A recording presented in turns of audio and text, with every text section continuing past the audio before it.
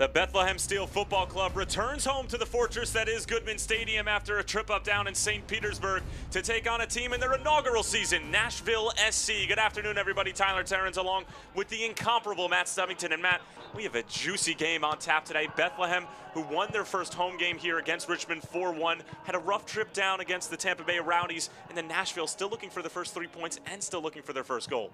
It's going to be really intriguing to see how these two teams play this afternoon.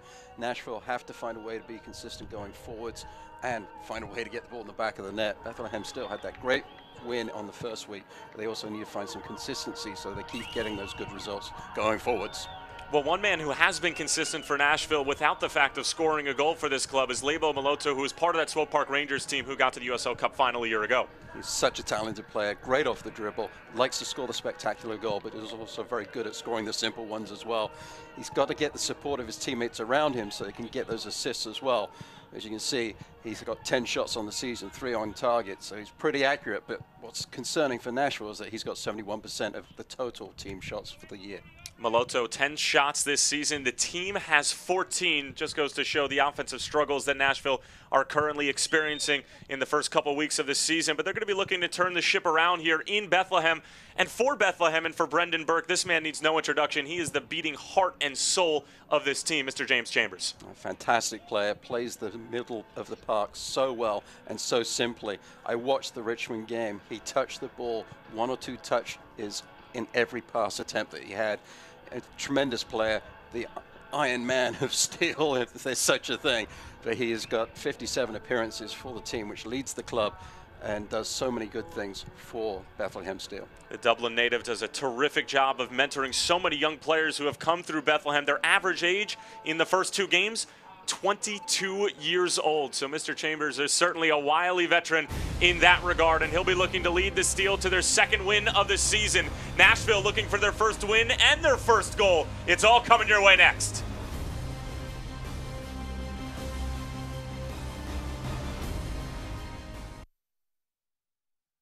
What our family would do without TiVo. It doesn't matter if a show is live, on demand, or even streaming from Netflix.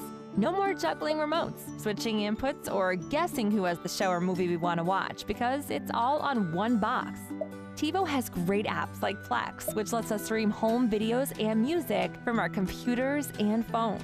And with kid-friendly apps like Toon Goggles, I feel safe giving the kids a little TV freedom. And I can enjoy mine too. It can happen over time or in a snap. If joint or muscle pain has taken you out of the game, we can identify the root cause of your problem and develop a sport-specific treatment plan to get you moving again. Over 400 medical experts strong, the region's only nationally ranked program. That's Orthopedics in Action at Lehigh Valley Health Network.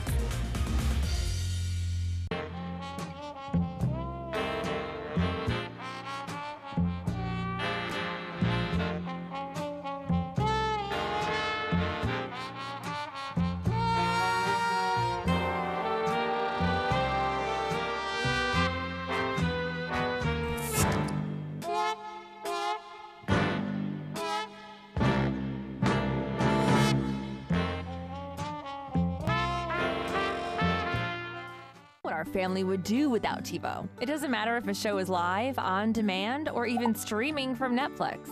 No more juggling remotes, switching inputs, or guessing who has the show or movie we want to watch, because it's all on one box. TiVo has great apps like Plex, which lets us stream home videos and music from our computers and phones. And with kid-friendly apps like Toon Goggles, I feel safe giving the kids a little TV freedom. And I can enjoy mine too. Welcome back to Goodman Stadium here in the Lehigh Valley as the Bethlehem Steel Football Club is looking to take down Nashville SC in week number 3 of the United Soccer League schedule. Tyler Terrens along with the incomparable Matt Stubbington. And Matt, we'll take a look at the starting lineups now for these 2 head coaches. Gary Smith in his first season, obviously, with Nashville. And this is how they're going to go. They've had 3 different starting lineups in the first 3 weeks. They're desperately trying to find some sort of cohesiveness up top. Gary Smith trying to find a way to get the ball in the back of the net. Look for number 9, Michael Cox. A lot of experience, but he's such a talented player. He needs to find some more output. Didn't have the best 2017, but he will look forward to 2018 and see if he can find a way to get things going today. Liam Doyle will be holding things down on the back line, and they're playing that back three. And for the Bethlehem Steel, and the starting lineups brought to you by the Lehigh Valley Health Network. You know, another different look for them as well. They obviously have that great partnership with the Philadelphia Union, but a couple of familiar faces, and specifically Brandon Allen up top, starting in his second game. He had a brace last time he was here at Goodman. A talented player up top, really a good target for this Bethlehem Steel team. I look for also Marcus Ipps on the right-hand side. He's a really talented player. Saw him play at USF, and see if he can do things going forwards. And for Brendan Burke, who's in his 3rd season with the Bethlehem Steel, started coaching at an extremely young age with Reading United in the PDL, and then transitioned to an assistant role with the Philadelphia Union. There's a look at Gary Smith, who played for the likes of Fulham, Colchester United, and Wickham. In his playing days, managed the Colorado Rapids, as well as Stevenage. And we are underway from Goodman Stadium. So glad to have you with us on the largest USL match day in the league's history.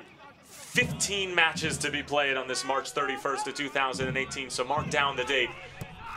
Great day for the league, great day for all these clubs, and should be a fantastic day of football. Moloto spraying it out wide. Good early possession here for Nashville.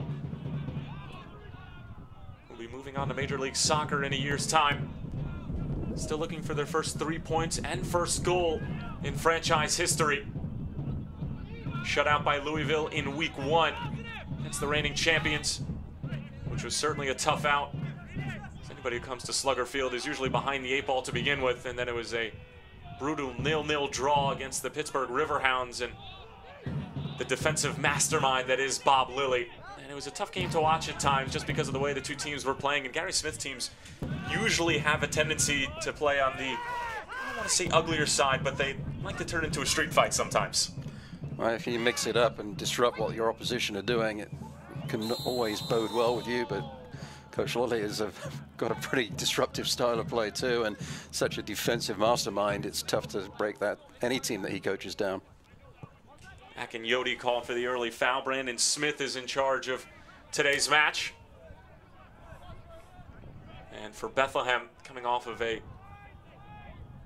tough result against the Tampa Bay Rowdies last week. Obviously a hostile environment down in St. Petersburg. And Brendan Burke saying that his team were just flat out outplayed. And it wasn't anything tactical that Tampa Bay were able to accomplish. It was simply an energy thing. And they'll be looking to revitalize their group here against Nashville. It must have been very frustrating for the coach as well, considering how well Bethlehem played the first game of the season and having the great offensive output, scoring the 4 goals. See right there, a pass from the left back forwards, trying to find Moar on the left flank, just lackadaisical and out of bounds. You've got to do better than that. Well, there are going to be some growing pains here and there with this Bethlehem team. The average age in the first 2 weeks is 22 years old. Could be a chance on the other end. A takedown from behind. It has to be a card. Now it's a matter of what color.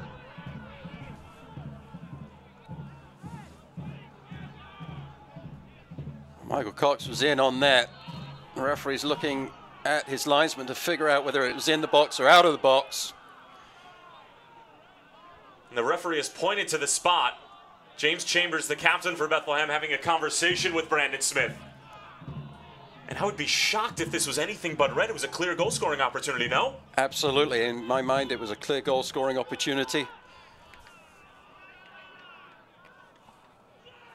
What Aubrey was thinking, I have no idea. Certainly the last player back. 23-year-old with possibly a disastrous mistake in the first 2 minutes of this one. Coming over from TFC2. I only imagine the discussion right now is whether Matt Mahoney was close enough to not be the last player back as far as Aubrey is concerned, and that makes make the change between the color being a yellow or red. If it's a red card, Tyler, this early in the game, it's an absolute game changer. Well, nevertheless, Nashville now on the doorstep of scoring their first club goal in a competitive environment. And the conversation continues between Brandon Smith and his assistant referee.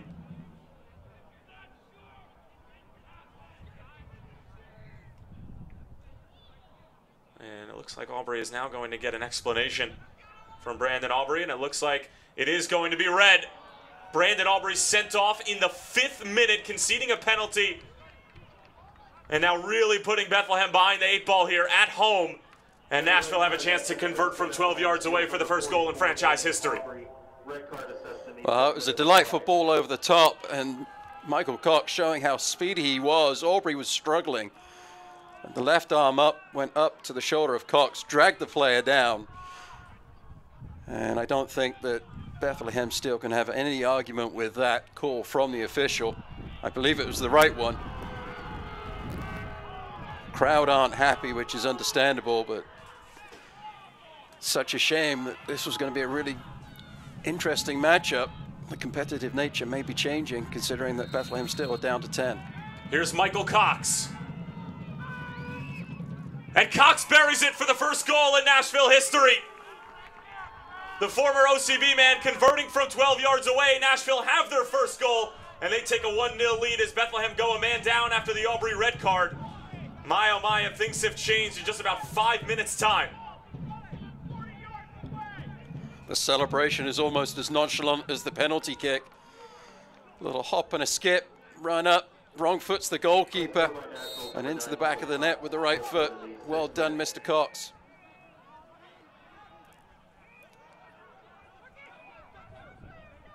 Cox will go down in Nashville SC history. And like you said, Matt, not much of a celebration. And now Bethlehem forced to respond. Down a man. Long range effort blocked in front. Maloto was able to get there. Actually, it was Zach and Yodi.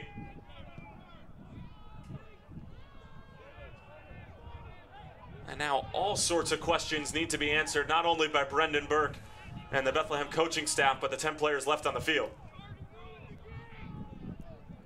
Keep an eye on to see how things are changed by Brendan Burke as far as the lineup is concerned.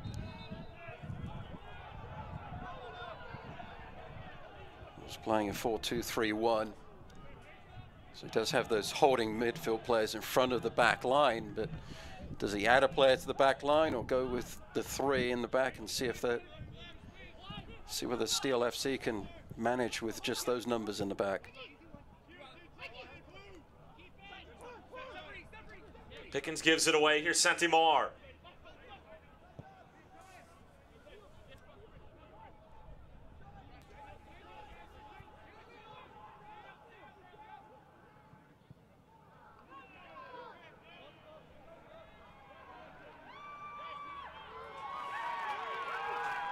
Work on the outside from Bethlehem.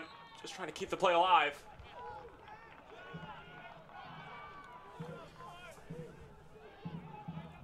Najim. Catalano is trying to find Santimar, gives it away. Bethlehem committed a ton of numbers forward. Here goes Nashville on the other end. Maloto. Reed.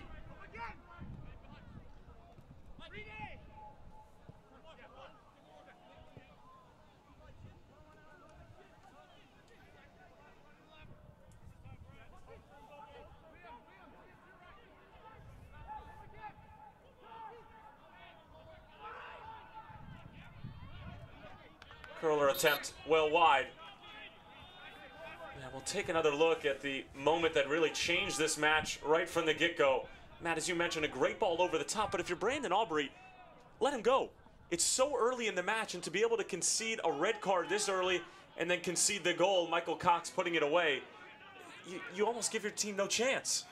You absolutely do. I agree with the red card, but looking at that replay, I think the contact actually was initiated outside of the box. So perhaps there was a mistake made by the officiating crew that there was a penalty kick. Certainly a close call, but a huge mistake by Aubrey. But credit to Michael Cox. I mean, just a little touch with his right foot, turn of pace, and the defender was struggling. Corner comes in, won by Bethlehem. Not out of danger yet. And Jake McGuire will collect for a goal kick.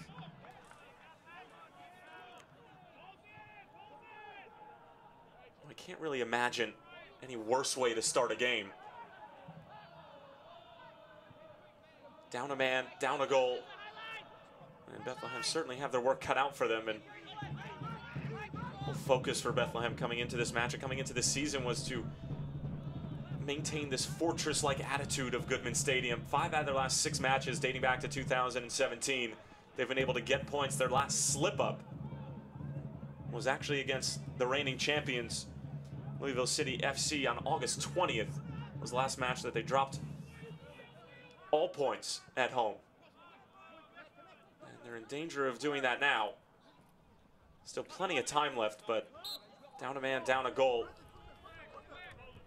Looks like Chambers may be drifting back into the defensive line a little bit. He'll work hard to step forwards as well, not just keep himself in the back four. You see he's advancing up the pitch, so he's really trying to lead by example as the captain for the Steel.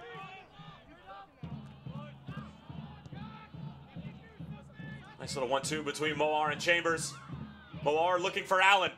Brandon Allen trying to take it on the first time.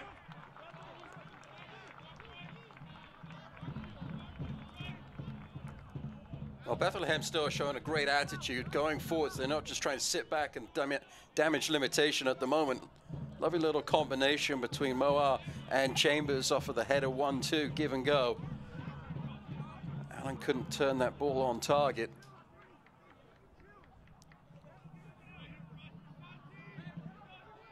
Santi Moar, who's coming off of a terrific rookie season. 6 goals and 6 assists from a year ago.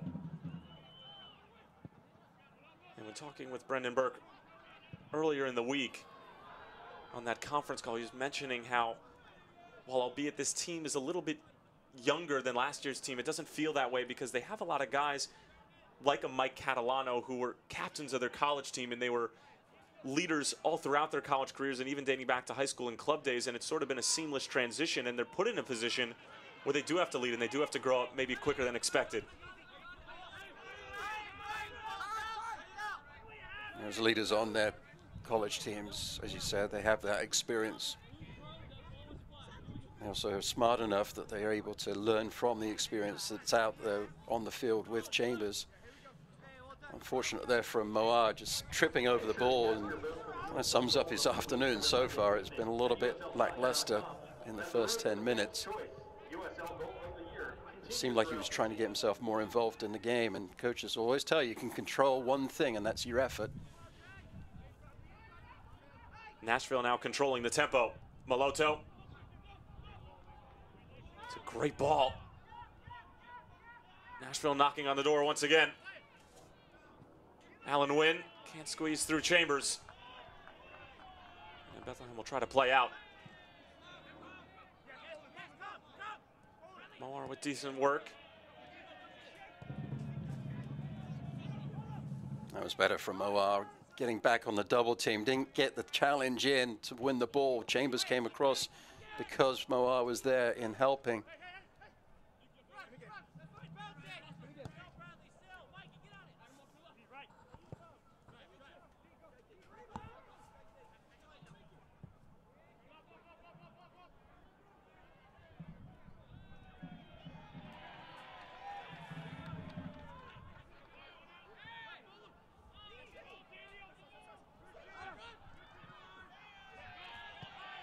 Sliding challenge for McIntyre. Able to win possession back for Nashville. It's with Ryan James, 23-year-old from Mississauga, Ontario. He's most recently seen with the Rochester Rhinos, who of course are taking a hiatus in 2018. That Rhino club, which was so terrific defensively from a year ago, scattered throughout the USL now. But James is fitting in extremely well with his Gary Smith club, which is so sound at that outside back position. And with Nashville playing with a three-back system today, he can get forward a little bit more, but as we know, Matt, that wing-back position in a three-back system requires a tremendous amount of fitness. Definitely does. I was never fit enough to play that position. I was wanting to go back into the center-back role so I could just stay back there, and some would argue I was an anchor, not necessarily in a good way.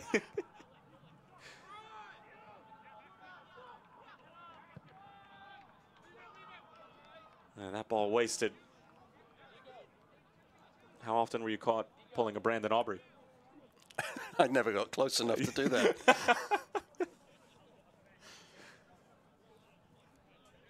Again, Bethlehem down a man after Brandon Aubrey committing a foul inside of the box. Sent off in minute number 5. Michael Cox converting from the penalty spot. And that's where we find ourselves at Goodman Stadium at the moment. Tyler Terrens along with Matt Stubbington. Glad to have you with us on this Super USL Saturday. 15 matches across the league. And this one took a turn for the worse in the opening moments for Bethlehem. But we've seen Nashville drop off a little bit since the goal, and Bethlehem have had a couple of decent half opportunities. This one comes out wide for Cheluya, 19-year-old from Zambia. Catalano. Nice 1-2 touch passing here from Bethlehem. David Najim. Out wide for Epps.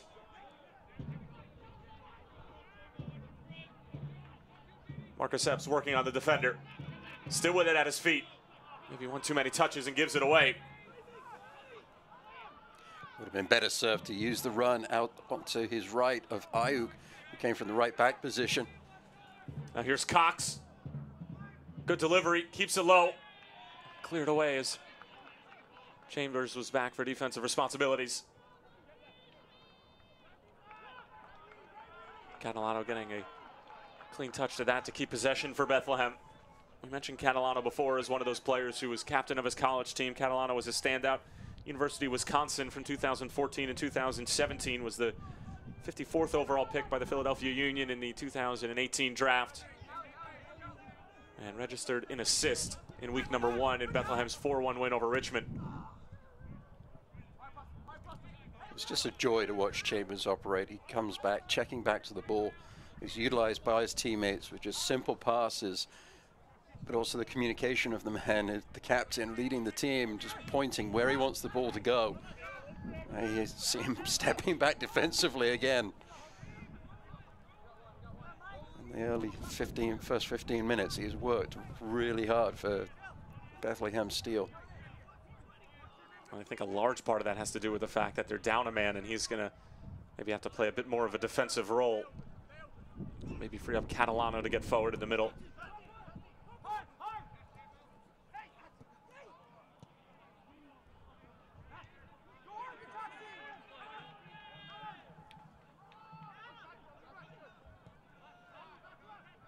Ayuk is a natural winger. He's able to find Catalano in the middle of the park. Ayuk playing that right back position, getting his first start. And more of a defensive role as Lebo Maloto coming away with it as an overlapping run. Here's Wynn, centering it for Cox, but good defending in the end. Cheeky from Maloto, realized the ball was going to go to Chambers, steps in into the intercept. Wynn working hard on the overlap.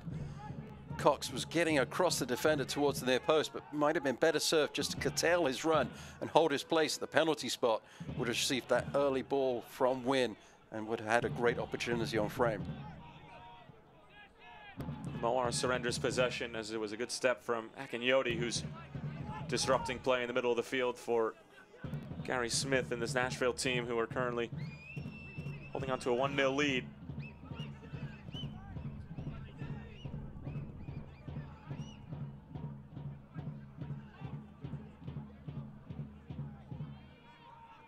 A little surprised that Nashville aren't going helter-skelter up the pitch, trying to put Bethlehem Steel under some more pressure.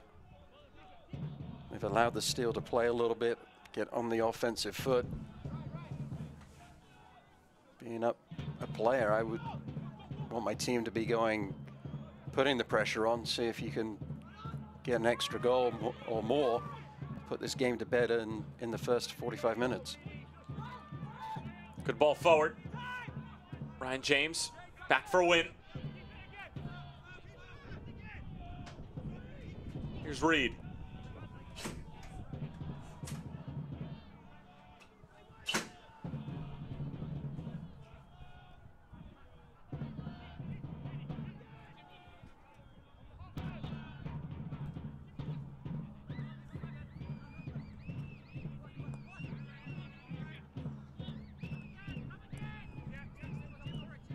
To your point, Matt, it's almost a catch-22, right? Because you score the opening goal and the other team goes down a man. I guess there are two schools of thought, and I know where you stand, but playing devil's advocate, wouldn't you not want to throw numbers forward and put yourself at risk of an early counterattack? Yeah, there is that. So perhaps Gary Smith is a little bit more, or a little smarter than I is, to say to his team, absorb the pressure a little bit. Let the Bethlehem team blow themselves out as far as going forwards and running off the adrenaline, so to speak. If you can weather that storm, then you can start putting some pressure on. You saw there defensively, Bethlehem still was starting to drop off a little bit more rather than putting the pressure further up the pitch, trying to get all 10 players behind the ball. Sneaks under the foot of Cheluya.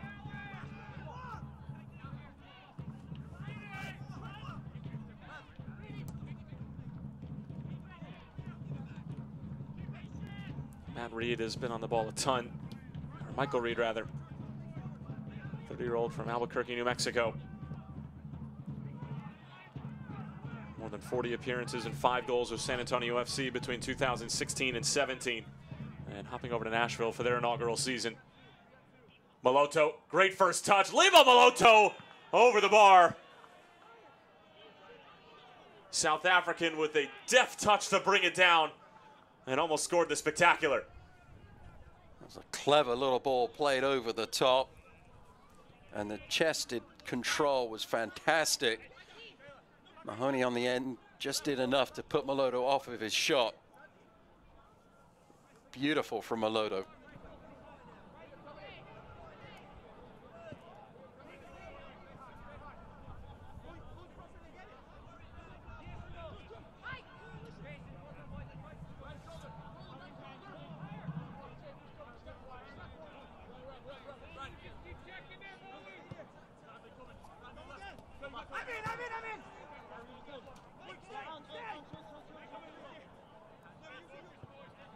Fans, remember, Select is the official soccer ball of the USL. For latest Select products and special offers, please visit selectsportamerica.com.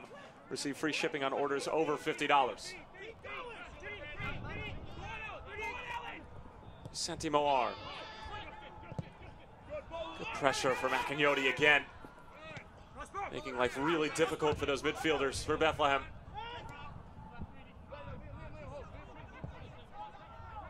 Chambers, a fizzing ball over for Ayuk. Scored in the season opener against Richmond. Najim.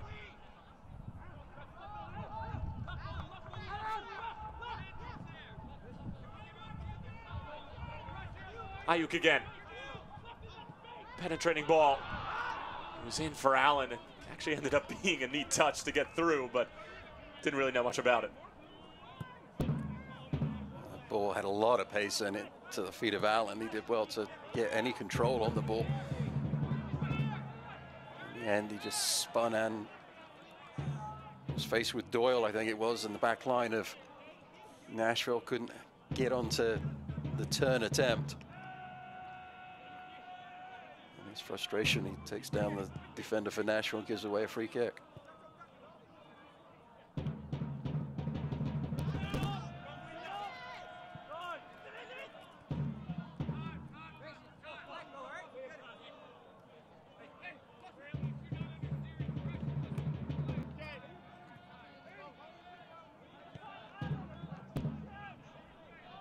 Forge providing the percussion in the background here at Goodman Stadium, trying to spur the shorthanded Bethlehem team to an equalizer.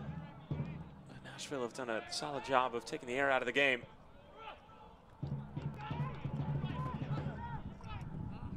Pickens. There's the Forge. Always coming out in strong numbers here at Goodman.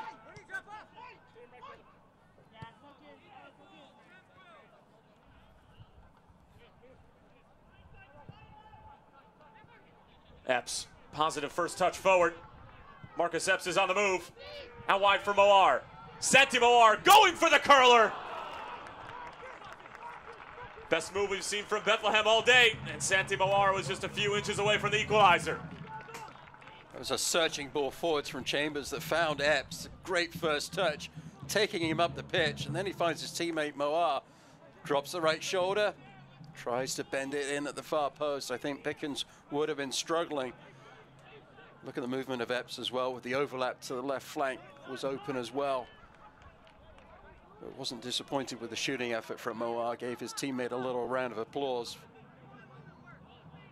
Again, Chambers with that ball forwards, finding the offensive seam, finding those passing lanes.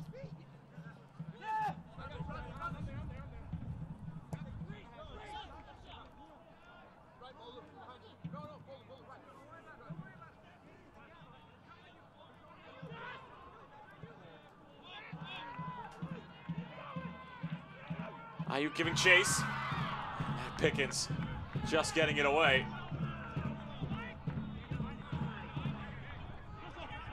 Sustained pressure here from Bethlehem. Nashville have really sagged off after the opening goal for Michael Cox from the penalty spot. And Bethlehem playing down a man. Brandon Aubrey sent off in the 5th minute. Michael Cox converting from 12 yards away. And it will go down as the first competitive goal in Nashville SC history.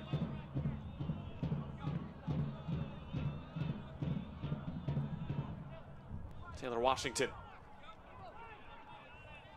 coming over from the Pittsburgh Riverhounds a year ago.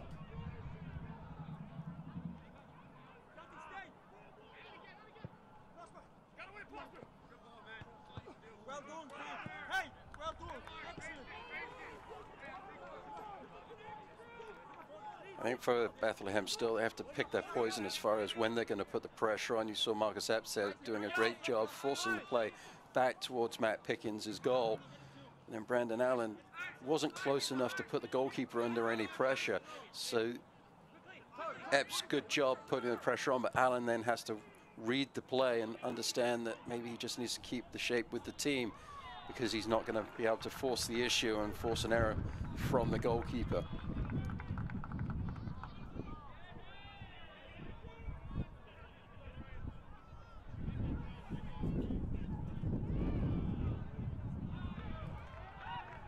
Good win from Chambers. Allen sending Moar on his way. Santi loves these 1v1 situations, looking to take on James. Catalano looking for the chip ball to be a handball, and a great spot for Chambers to perhaps put this on frame.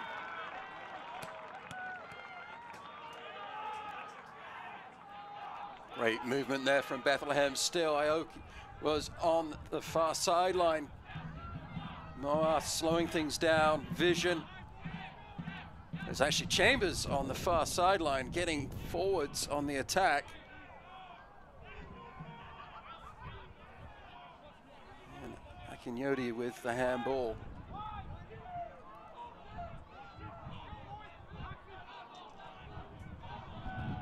Well, it's Chambers, Allen, and Najim having the conversation, but I put a decent amount of money on the fact that it's going to be Chambers who hits this in the end. I wouldn't take you. I wouldn't try. I'd give you good odds.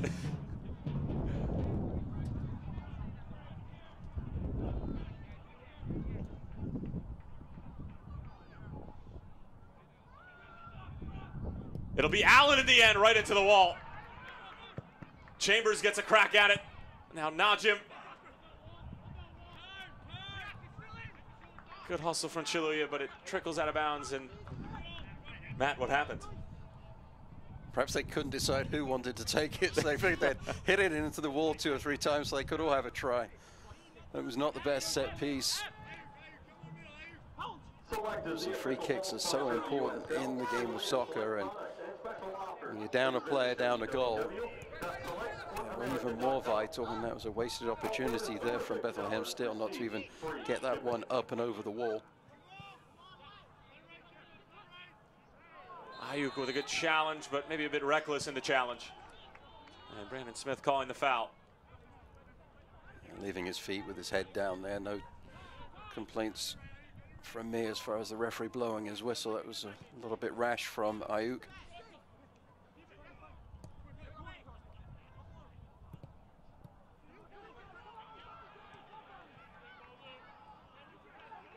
Yodi again, getting involved defensively.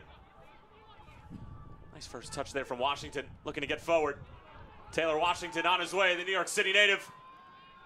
Sends it across, looking for win, but never had enough pace on it.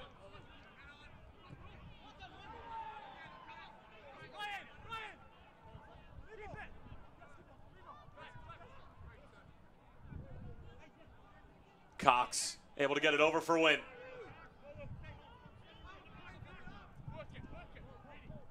Patient play here from Nashville.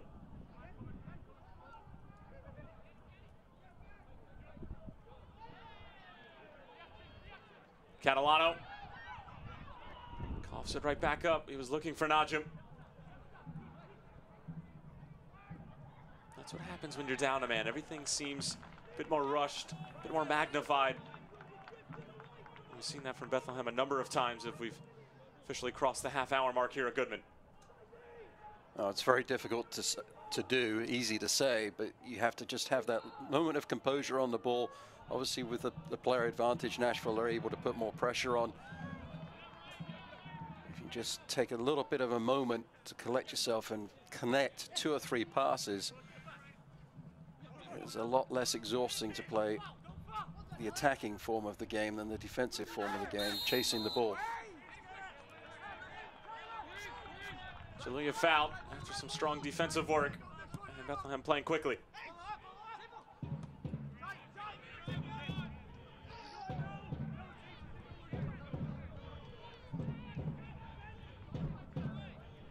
Ayuk.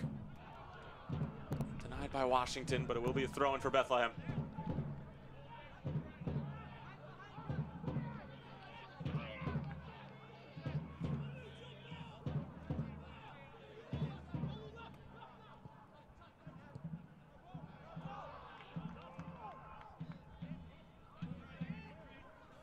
We mentioned a couple of times during this broadcast already, but 15 matches to be played around the United Soccer League today. Largest match day in league history. New York Red Bulls 2 and Charleston, a rematch of the 2-7 matchup from a year ago. Close to being over. Sliding challenge. Cox lost it for a moment, still has it. Working on Chaluya.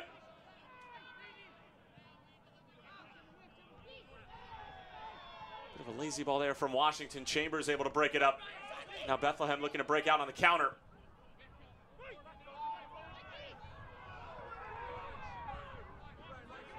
The crowd here maybe a bit restless. It hasn't been Bethlehem's day so far. They had some numbers going the other way, and they maybe were hoping that Catalano would send it into the path of the on-running Brandon Allen and James Chambers.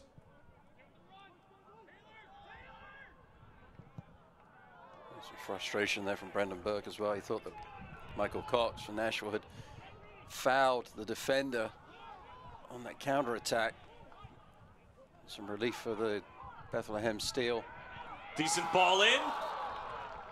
And Brandon Allen able to get a touch to it and winning a corner for Bethlehem.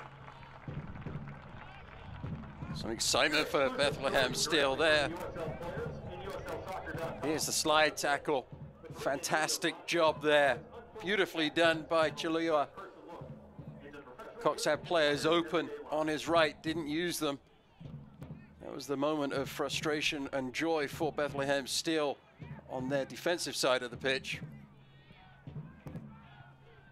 Decent ball in. Akinyoti gets ahead to it, and we'll run it right back. We mentioned that New York Red Bulls 2 Charleston game. It was 1-0 New York Red Bulls 2 at halftime. We're in the 74th minute now. 5-1 to New York Red Bulls 2.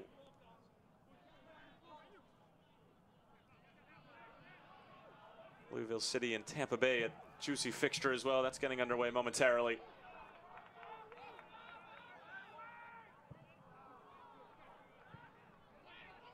Ball in, Moar able to get ahead to it. Catalano bringing it down, but with an appendage that he wasn't supposed to. It's a big day in basketball in the college game, but can't do that on the soccer field. What do you like tonight? Don't know, to be honest. My team's not in it, so. So you're a fair-weathered basketball fan.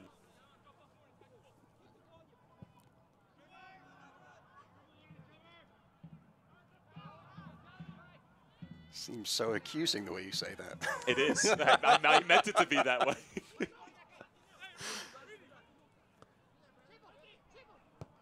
Moar finding Najib in a bit of space. Back for the Spaniard. Clip ball over the top. Flag is up. It was a great little movement, but Allen, as he is often caught doing, sitting on that last defender, step offside. Fans hear exclusive stories directly from the USL's players and USLsoccer.com's From the Pitch with written and video content that provides unfiltered access and a first-person look into the professional game and players' everyday lives.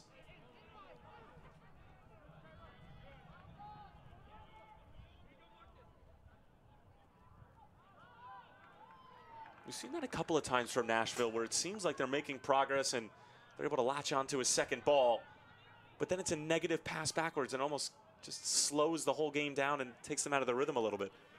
That's a little bit of a frustration for me in the modern game, is that possession is such a big part of the way teams play. So obviously with a 1-0 lead, things are in the advantage of Nashville, and if they can keep the ball away from Bethlehem still, that's in their favor. So often you will see negative touches from players when, from our perspective, it seems that they have so many more options going forward. So it can be frustrating from a coach's standpoint and from a fan standpoint. Epps somehow able to find the ball at his feet. And Pickens off of his line. And Matt, when we look at some of the best teams in the USL, and we'll obviously just use Louisville City as an example just because they're the reigning champs, when they go forward with purpose and with pace. And we saw that time and time again from the champions, and that's a reason why they were consistently in the Eastern Conference Championship and knocking on the door of a USL Cup. Any other teams that stick out to you just in terms of they're very direct when they do go forward, as Lebo Maloto injured for the time being? I think it's knowing when to make those decisions to go forwards, and it's what makes the good teams good. And so you have to look at the top of the league with teams like the Tampa Bay Rowdies, Charlotte Independence. When they make that decision to go forwards, they go as a team, go as a unit, and put the opposition under a lot of pressure, and are very positive going forwards as well. So that's the key, is knowing when to make the decision, and that's where the best teams are successful, because they can adapt to those moments.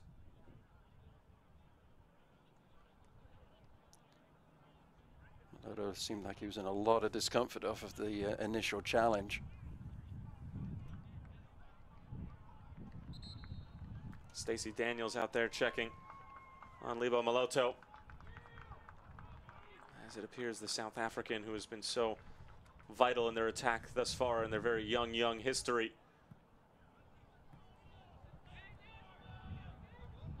Looks like he'll be able to return.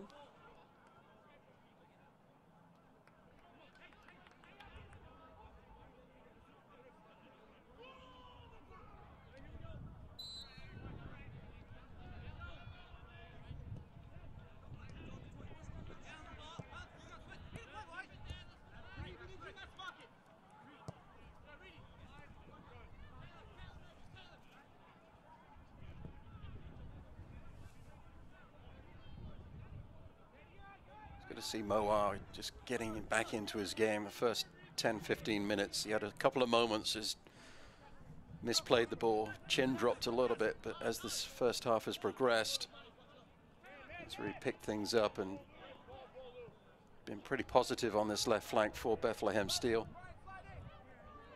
Decent ball the other way, but a bit too much on it.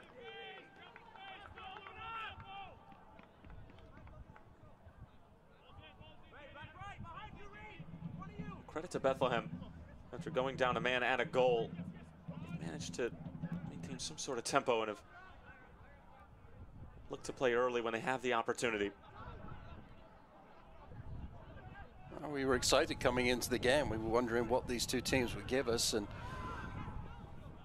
with Aubrey being sent off so early in the match, it really could have destroyed any competitive spirit that this game could have had. But part, I think, because of Nashville's kind of sat back a little bit, allowed Bethlehem still some space to play in, but also the competitive nature of Bethlehem still on the back of their captain, James Chambers. They've really gone forwards with some purpose. Najim couldn't clean up the first touch. A difficult ball to bring down. So fair play to him, but Nashville maybe looking to make something of it on the other end. Loto back out onto the field. Working on Chambers, but the veteran having none of it. And will play extremely quickly.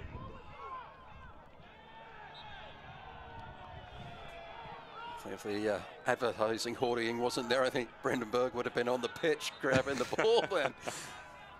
Would have been a fight between him and James Chambers for the throw-in. I'd take James Chambers in that matchup.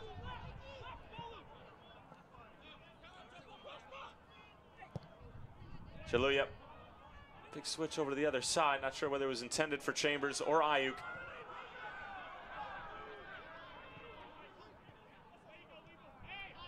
Najim finding Catalano. Former Badger.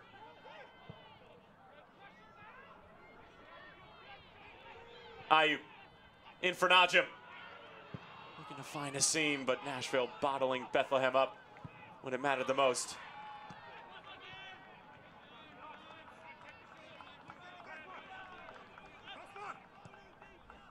Just wondering whether you could ask Brendan Burke that question in the next coach's call that you have with him. Who would win the throw-in ball between you and Chambers? I think he'd agree with me.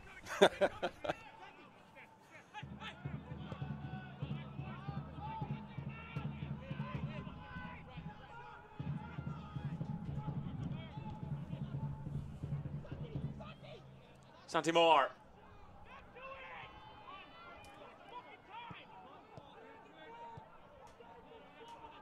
Patient here from Bethlehem. Down a man, but in clear possession. And of course, the broadcaster jinx coming into play. It looks like the flag was up on the far side. And now Brandon Smith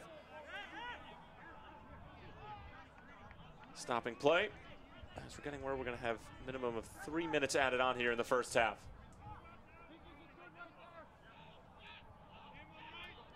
As it stands, Nashville would get their first 3 points in club history.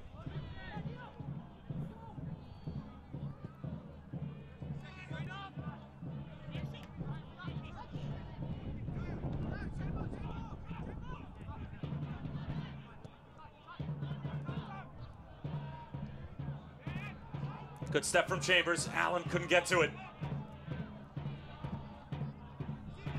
He's so smart.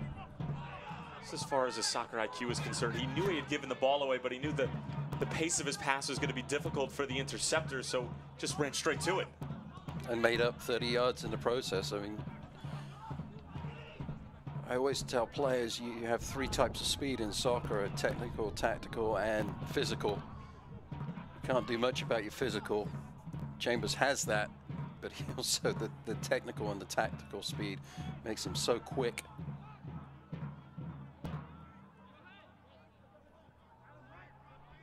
So a player I would love to have on any team that I coached, and a player that I'd love to have on a team that I played on, and because you can learn so much from the way he plays the game.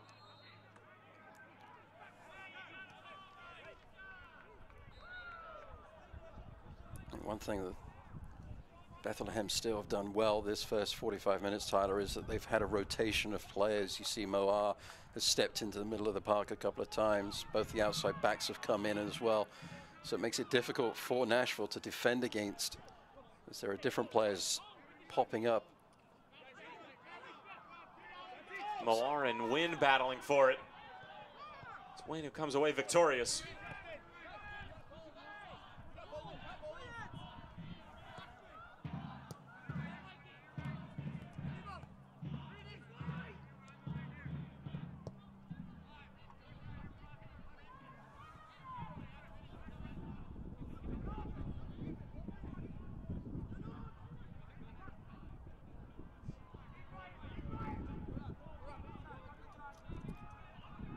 Michael Cox. Michael Reed. Great challenge from Moar. And Reed offers it right back to him.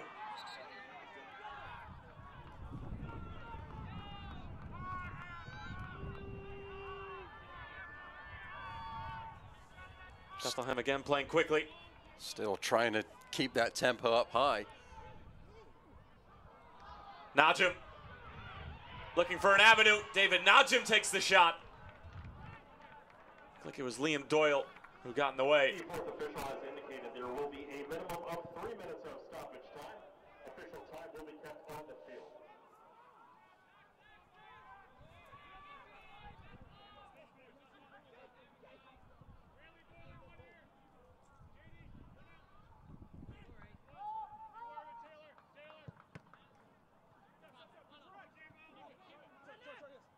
Long ball Chambers had intended. Takes deflection off of Cox. Now it's Wynn on the other end. Wynn around the first defender towards the byline. Putting on the brakes. But a little out of control.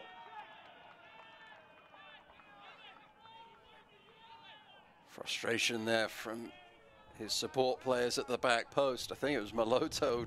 Knew he was in a great position. Wynn had done so well going forwards. Last second, just losing his footing. So Bethlehem still and Brendan Burke, they don't want to concede a goal this late in the first half. They've worked so hard to keep things as they are.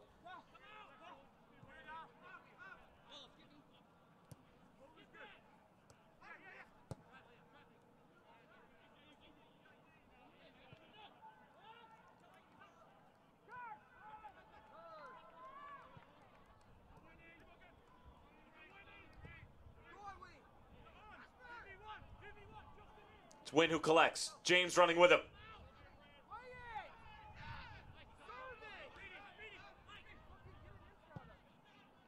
Now Reed with the delivery.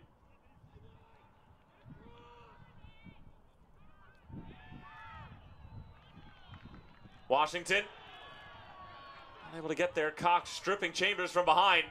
Could be dangerous here. Cox going for goal, but smothered by McGuire in the end.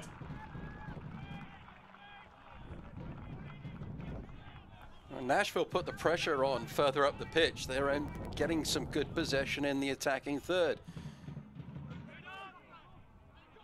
Made the goalkeeper work, did Cox. Not the most Spices ever put on the shot, but make McGuire get the body behind the ball, make the save.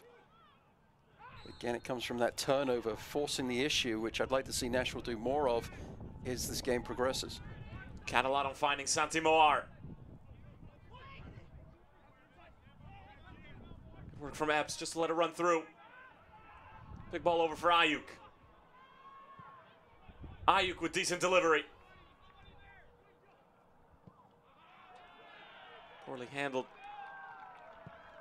by the Nashville back line, and maybe one more chance left in store here in the first half for Bethlehem. Or not. Brandon Smith blowing the halftime whistle. Bethlehem and Nashville finished 45 minutes here at Goodman Stadium. Brandon Aubrey sent off in the 5th minute. Michael Cox able to convert from the penalty spot for the first competitive goal in Nashville history. Matt Stubbington, your thoughts? My thoughts are that Bethlehem still played much better of the two teams in the first 45 minutes, I think. Certainly showed a lot of character to maintain the competitive nature of this game. Nashville SC, they have to find a way to get more on the front foot and find some pressure in their attacking half. Well, Bethlehem certainly have some work to do. Nashville with a 1-0 lead heading into halftime.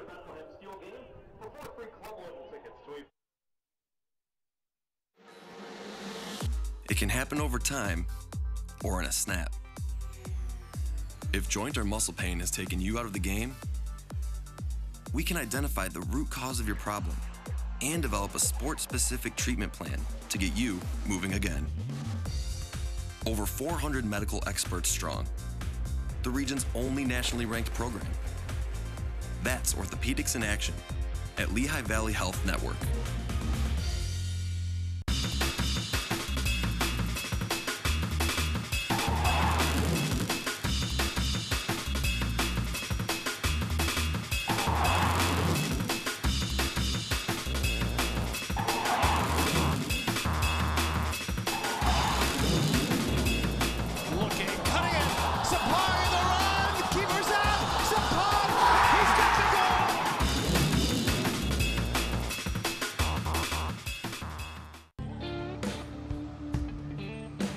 The heat will wear you out real quick. And we've been through some hot ones. It's very physical. You gotta take care of your body and stay hydrated because every moment matters. That's why I drink Advocare Hydrate. I've got a job to do.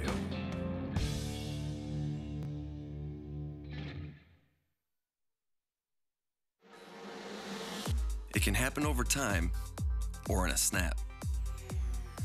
If joint or muscle pain has taken you out of the game, we can identify the root cause of your problem and develop a sport-specific treatment plan to get you moving again. Over 400 medical experts strong, the region's only nationally ranked program. That's Orthopedics in Action at Lehigh Valley Health Network.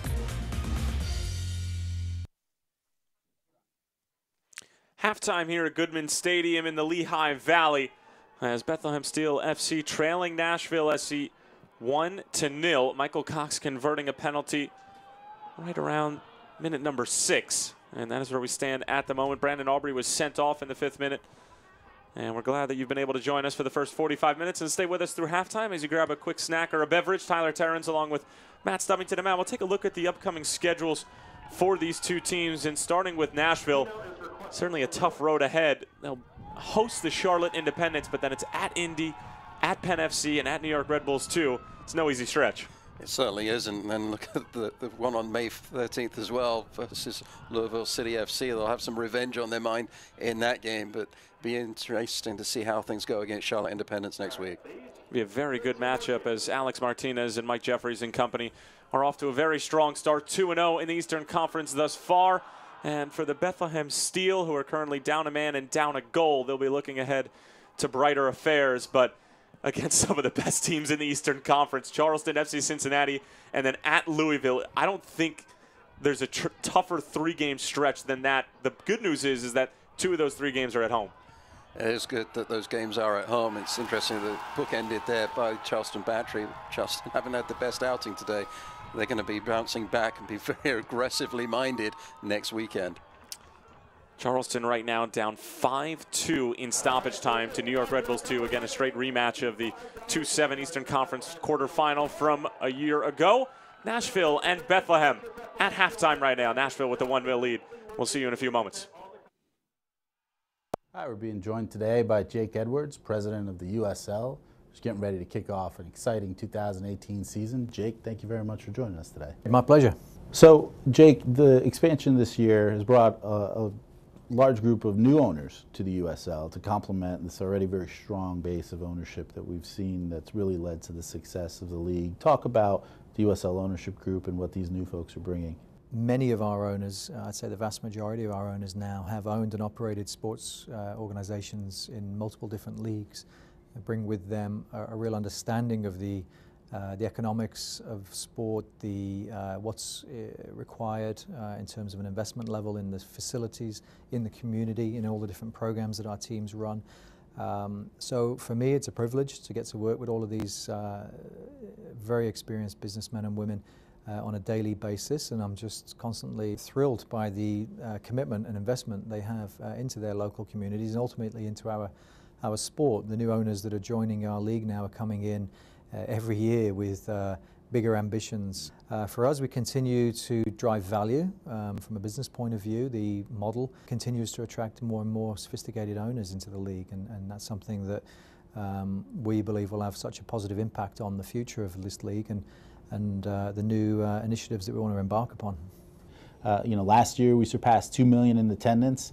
Talk about what your expectations are for this season and in terms of attendance at live games and just overall awareness of the league. Yeah, our fans are the lifeblood of this league, as they are for every league. We've seen the support for our clubs grow exponentially. We're already significantly ahead of where we were this time last year on average per club for season tickets. I think it speaks to the excitement. It speaks to what's happening in the local communities. It speaks to all of the things we're trying to do. Building new stadiums, creating more exciting, authentic environments. Attracting better players, having a more competitive and compelling league. I think it's at least for the league office here, a substantial investment in content production and infrastructure around the broadcast, around the digital and social. And so we take great pride in growing that area of the business and engaging with the fans from a team point of view and a league point of view. Once again, just fantastic stuff from USL President Jake Edwards, as Nashville and Bethlehem are at halftime right now at Goodman Stadium. Nashville with the 1-0 lead. Nashville up a goal, Bethlehem down a man. As we'll take a look at some of the news and notes from around the United Soccer League. Obviously, as we mentioned a couple of times, USL with their largest game day in history, 15 matches in one day. I don't know if you can ask for much more as far as a content standpoint is concerned. And then obviously Orange County able to secure road wins on Wednesday. OC with a big win on the road against OKC Energy FC, a game in which Steve Cook's side looked just completely and utterly flat. And it was strange to see from an OKC Energy team that usually possesses, you know, and I hate to use this word, energy. They just were not themselves on Wednesday. It's going to be interesting to see whether they can get back to the way that we're used to seeing them play. Although, having said that, they started off last season in much the same note as well. So somehow, some way, the club has to find a way to get the energy going a little bit earlier on in the season. Well, it should be noted that Jose Angulo is still not available, dealing with a groin injury. And now we'll take a look at some of the other matches that are going out around the league. Charlotte Independence looking to take advantage of the 3-game homestand to start the season, as they will take on Atlanta United 2. And then as far as next week's schedule is concerned, big matchup there between FC Cincinnati and Louisville City FC. Those two teams are always fun to watch when they collide. And then Nashville and Charlotte Independence, you said that's one that you've got your eye on. It's going to be really interesting with Charlotte Independence playing so well the early part of the season. But again, going back to the FC Cincinnati Louisville City FC game, big rivalry there, and there'll be a huge crowd on hand to watch those two teams play. Have to imagine it'll be upwards of 20,000 at Nipper to watch the reigning champs take down FC Cincinnati, as we are moving right through the halftime show here at Goodman Stadium.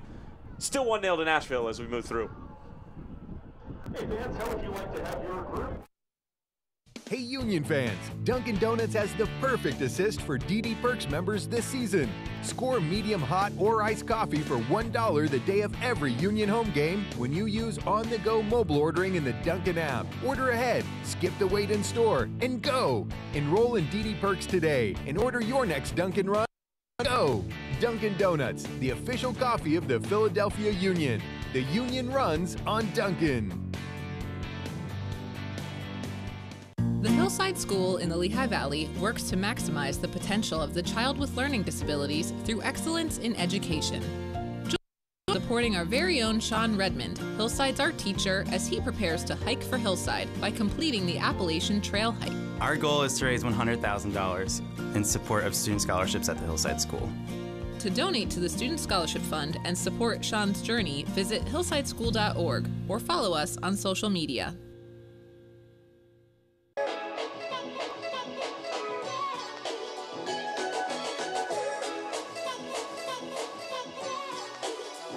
What is it? It's the vibe of life well lived, and it's happening right now in St. Pete Clearwater. 35 miles of white sand bliss and 1,000 ways to have your best day ever. Plan your getaway at visitstpeteclearwater.com. It can happen over time or in a snap. If joint or muscle pain has taken you out of the game, we can identify the root cause of your problem and develop a sport-specific treatment plan to get you moving again. Over 400 medical experts strong, the region's only nationally ranked program. That's Orthopedics in Action at Lehigh Valley Health Network. Second half kickoff right around the corner between Bethlehem and Nashville, as the visitors clinging on to a 1-0 lead. And we're down to 21 players after Brandon Aubrey was sent off in the 5th minute. Michael Cox converting from the penalty in the 6th minute. And that will bring us to our first half highlights. Tyler Terrens along with the incomparable Matt Stubbington. And Matt, can't imagine much worse ways to start a game for Bethlehem. It was a really good ball played over the top. Lovely touch there from Michael Cox. And then there was the left arm of Aubrey going up to the right shoulder, pulling the player down. Perhaps that contact happened outside of the box, but there's no argument about the color of the card. And quite rightly, Aubrey was sent to the locker room. Then up steps Michael Cox.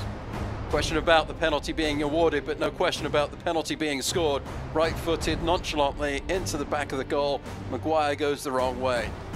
First goal in Nashville SC history in the United Soccer League as he's able to get Maguire going the wrong way. Cox chooses the right way, and then Belotto would have this good opportunity here, but he was contained for the most part in the first half. It was a delightful ball played over the top by Washington. Great chest control by Belotto, but Mahoney did enough to put the shot off. And then Moa, he started off a little slow in the first half. Nice little effort there with the right foot, just over the crossbar. And really, Bethlehem still did a fantastic job. You see there, 54% of the possession because Nashville just stepped off defensively. 8 shots, not a lot to speak of as far as putting the goalkeeper, Matt Pickens, under any pressure, but certainly for me, Bethlehem still have been on the front foot for the majority of the first 45 minutes, Tyler. And Nashville, I think in the second 45, they've got to find a way to put some more pressure on Bethlehem still further up the pitch, particularly as they have the player advantage. Well, the one big concerning thing for Bethlehem obviously has to be the shots on target, and they have a couple of players who have that in the bag. We saw Santi Moar trying to take a shot from long distance. James Chambers a number of times last year was able to strike woodwork from upwards of 30 yards out. So maybe it's just trying to test Pickens, see what he has in the bag today. But right now, Bethlehem doing a good job of controlling the tempo despite being down a man. Again, Brandon Aubrey sent off in the 5th minute as we are almost ready for second half kickoff here at Goodman Stadium. Bethlehem looking to avoid 2 straight losses. Nashville looking for their first 3 points of their young history as they'll be moving on to the MLS next season. And right now they have control of this one, at least for the time being. And Matt, you mentioned Nashville maybe needing to step it up a notch, because if you continue to let Bethlehem hang around the game, we've seen it time and time again in this sport. All it is one chance, and it could be 1 point apiece. You definitely want to put this one to bed if you possibly can, if you're a member of the Nashville team. Credit there to Bethlehem still, and largely to that gentleman in the middle of the shot there with the captain's armband. James Chambers has just been lights out all through the first 45 minutes. You expect the captain to lead the team, but he's done it by example, by communication. And if he plays with the same energy in the second 45 as he did in the first 45, I don't see any reason why Bethlehem still wouldn't be still in this game. Well, their attacking ability was one of the reasons they were able to get into the playoffs a year ago, making their first postseason appearance. Finished 12-8-12 on the season. And it was putting away the teams that they were on paper better than, that ended up being the difference maker towards the end of the 2017 season, obviously running into the eventual champions in Louisville City FC in the first round. A 4-0 drubbing at Slugger Field. But now here they are in 2018. It was a great performance against Richmond. Got tripped up down in Tampa Bay with a lot of young players making their professional debut. And Matt, as we mentioned throughout the first half, we were really excited to see these 2 teams go after it because we knew Nashville needed some points. They needed goals. And we thought that the red card in the beginning of the game was going to change the complexion, but it still wound up being a relatively entertaining first half. It did, and I'm excited to see that. And hopefully the second 45 minutes will be more of the same. But part of that, I think, really has been the fact that Nashville just didn't put their foot down on the gas pedal that they could have done. You talked about it in the first 45, and I agree with you. You don't want to open yourself up to the counterattack, but certainly with the player advantage, you think that the Nashville team would be able to go forwards with a little bit more gay abandon. Well, they're going forward now. Win into the area. Look at Maguire coming out and standing strong. Right on cue, Nashville coming out guns blazing, but Maguire up to the task. Lovely attack by Wynn. Right-footed shot, well saved by the keeper.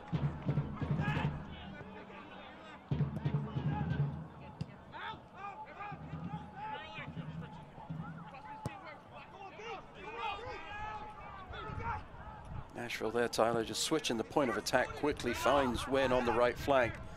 And positive with his touch. A little bit of individual flair, gets into the box, and Maguire had to be good.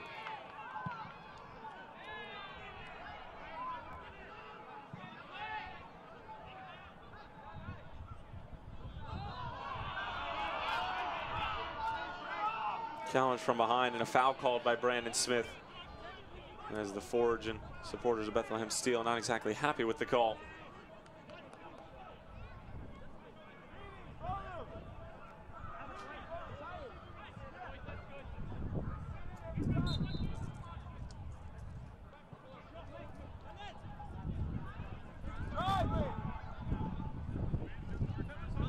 Again, we're down to 21 players on the field. Bethlehem reduced to 10. As Lebo Maloto claiming that there was a defender even with him trailing the play. It looked from our angle that Ayuk had kept him on side. Ayuk was standing there with his arm up in the air for the offside call. It's Alan Wynn again, very active in the opening moments of the second half. Maloto sending it out wide. Numbers in the box for Nashville. Good ball towards the back post. Cox is waiting for it, but couldn't quite get the header right.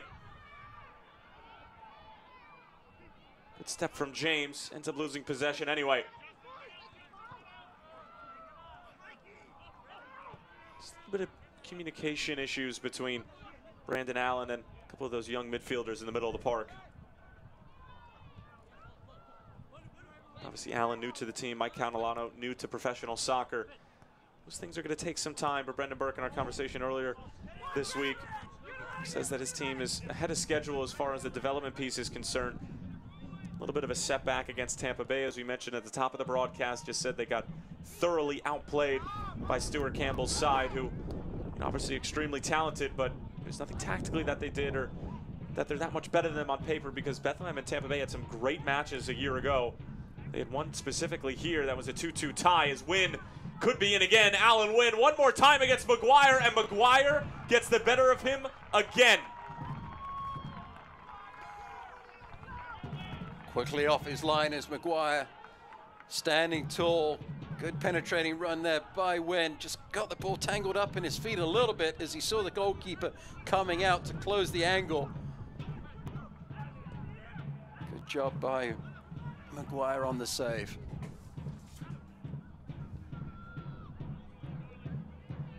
McGuire just 23 years old. 22 appearances a year ago with the Steel. A turnover from Bethlehem. Nashville have had acres of room to counter on the other end when Bethlehem have turned the ball over. Finds the feet of Alan Wynn one more time. Overlapping James. Pass intended for Maloto.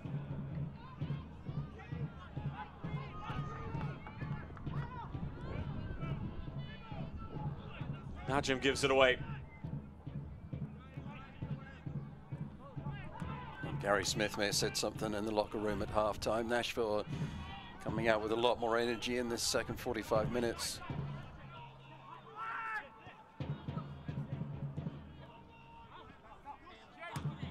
Washington can't hang on to it.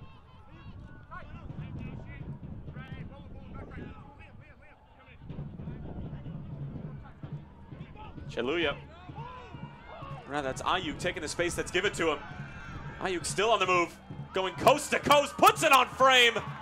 And finally, Matt Pickens forced to make a save. It was about an 80-yard run from Ayuk. Well, if that had gone in the back of the net, it would have been a real special goal. Matt Pickens, no mistake with the save, gets his body behind the ball. Good technique from the goalkeeper, but great to see Ayuk just put his head down and take the space that was given to him and challenge the goalkeeper. Good flick on.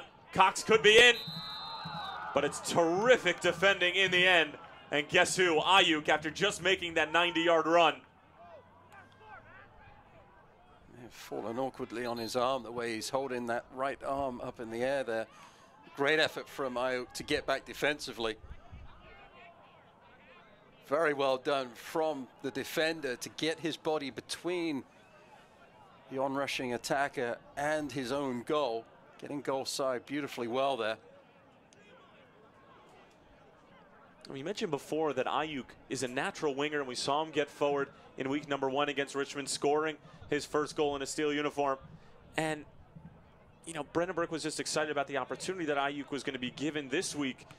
And it's always interesting to see guys who maybe aren't playing in their natural position get a shot at a different position. It seems like Ayuk is quite literally running with it. He absolutely is. Doing a great job getting up and down the park, finding ways to get involved defensively. Had some moments where he's crossed the ball in this game.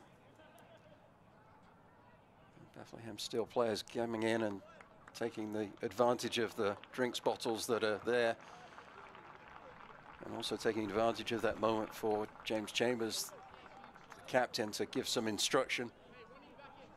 Looks like Ayuk is going to be okay, but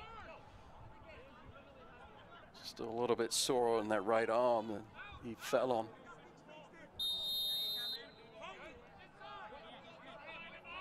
You hope that he'll be able to continue. Ayuk, who's in his second stint of sorts with Bethlehem. Referee Mr. Smith has waved Ayuk back onto the pitch. He's 21 years of age. He's been with the Philadelphia Union since about 2015. 29 appearances and 2 goals with the Union in that time.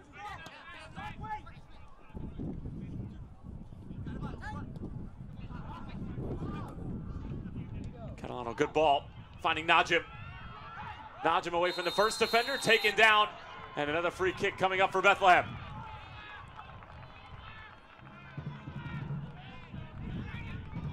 Najim wants a little bit more than just the free kick. Lovely little interchange of passes. There's the big left leg of Liam Doyle taking down Najim, and maybe Najim had a case there for a yellow card. Really, it was a good foul from Doyle to stop the counter-attack. Well, Chambers let Brandon Allen have the first one, which was a bit closer. And I have to imagine Chambers will take this for his own now. Matt Pickens with some work to do, sorting out the wall. Should have taken you up on your bet in the first half, because you thought it was going to be Chambers all over that first attempt. Shoulda, coulda, woulda.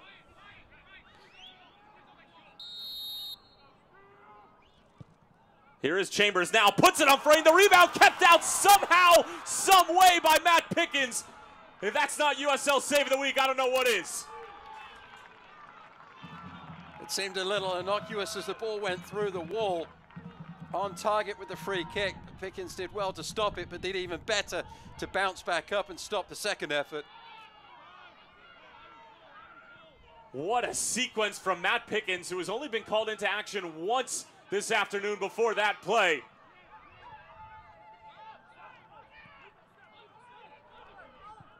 But that's a double save that might be worth 3 points. I didn't see who it was from the Bethlehem Steel that was following up on the rebound. They'll be ruining the fact that they missed that opportunity to put the ball in the back of the net, but that's why those goalkeepers do that work in practice of make a save, get up, make a save, get up. Matt Pickens has been doing it for as long as any goalkeeper in the league. Here's Moar, Pickens off of his line again.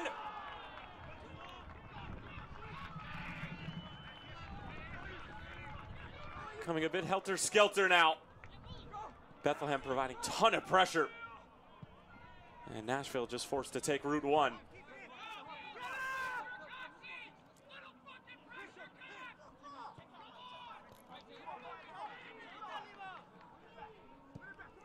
Frustration starting to mount a little bit for Nashville as Bethlehem asking all the right questions, down a man after Brandon Aubrey was sent off in the 5th minute.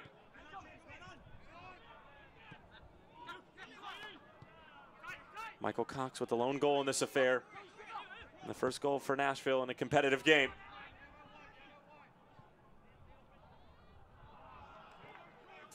And after a string of about 10 or 11 passes, the 13th goes by the wayside. Nashville, room to play. Cox, not nearly enough steam on it. We'll take another look at that terrific Pickens double save. It's even better. I think that ball deflected on the way through off of the initial free kick. And now Jim there with the follow-up, and Pickens just picking himself off the ground high enough to force that one out away from his goal for the second time. Tremendous from the veteran.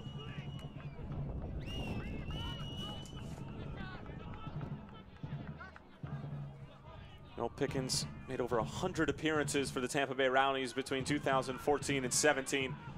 Spent times with the likes of the New England Revolution, Colorado Rapids, as well as the Chicago Fire. It's a 19th overall pick back in 2004, but he's just done such a terrific job. Every stop that he's made.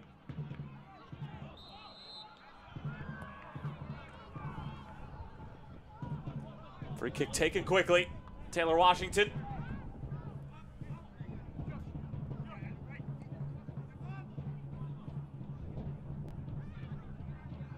Akinyoti.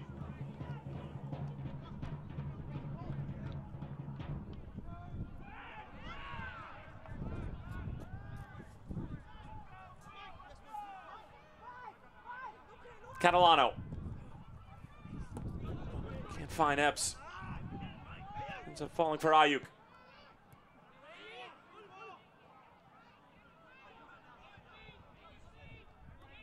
Moloto along for a win.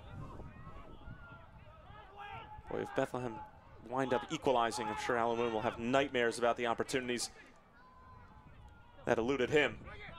Washington. Good ball in for win.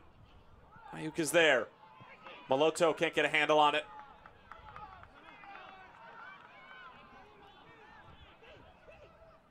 Brandon Allen getting a rare touch. Taken down from behind, no call from the referee. And now there's a call from Chambers.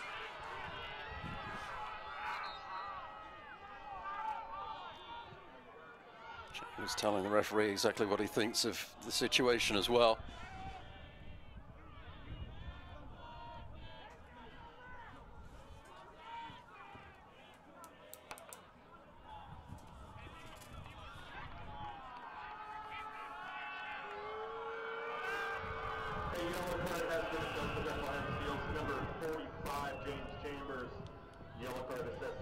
So Chambers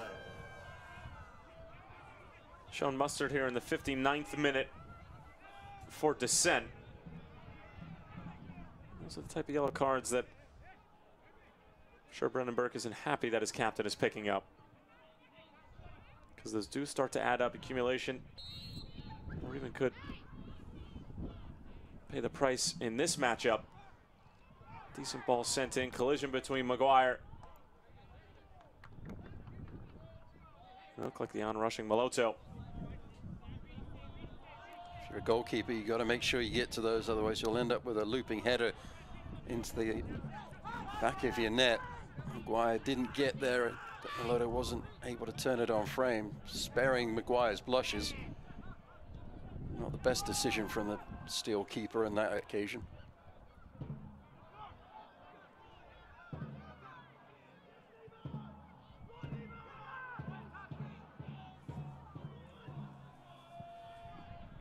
Getting word now that Matt LaGrassa is going to come on and replace Lebo Moloto.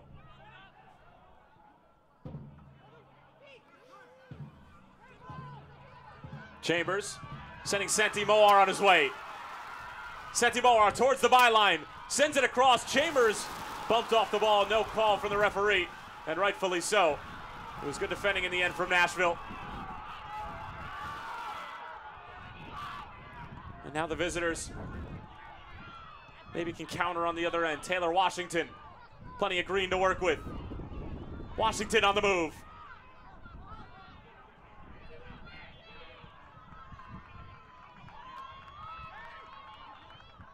Reed.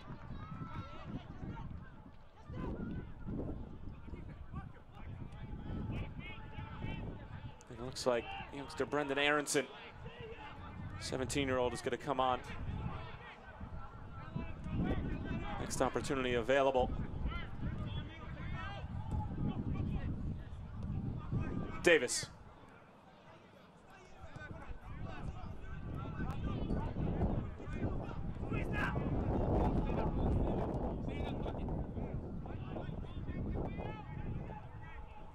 Now Nashville, they have to read the situation. After that Moar counterattack, Bethlehem still was struggling to get back defensively. Were on their heels and a little bit gassed. Nashville, they've had some possession on the ball, but they've not really done anything with it going forwards into their attacking half, and consequently Bethlehem still have been able to get back defensively and take a little bit of a breather, Tyler. Ayuk steps forward and wins it. It's with Moar again, trying to find Brandon Allen, and we've seen that a number of times. Brandon Allen trying to get on the same page with his new teammates. Coming over from New York Red Bulls too. He scored a boatload of goals at every stop that he's made in his professional career. He's a standout at Georgetown University. Holds the all-time record for goals as a Hoya. Now the substitutions for both Brendan Burke and Gary Smith are going to come onto the field of play. And is the 17-year-old Brendan Aronson coming on and replacing Catalano. And the substitutions brought to you by Lehigh Valley Health Network. Aronson made 5 appearances last year and is part of a handful of academy players who got the opportunity. And Maloto coming off and replaced by LaGrassa, who is part of that Reno 1868 FC team who set the USL record for goals in a season. LaGrassa is certainly a very capable player, but a little surprised that Maloto was subbed out because he was playing very well. For me, him and Akinyodi are the 2 standout players for Nashville. James Chambers getting a little bit of attention. A little bit of gamesmanship from the veteran midfielder. Just giving his team a little bit more chance to rest.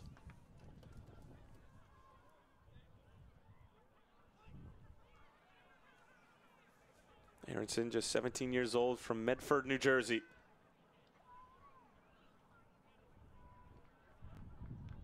As Chambers getting some help off. You have to imagine he'd be able to continue.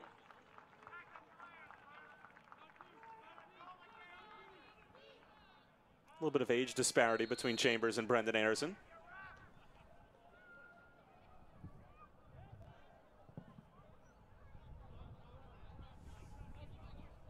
Important for the youngster to keep the energy level up.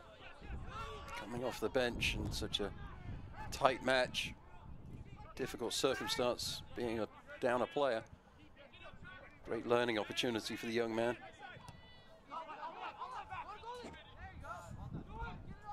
He's going to bring down that average age of Bethlehem still, though, isn't he?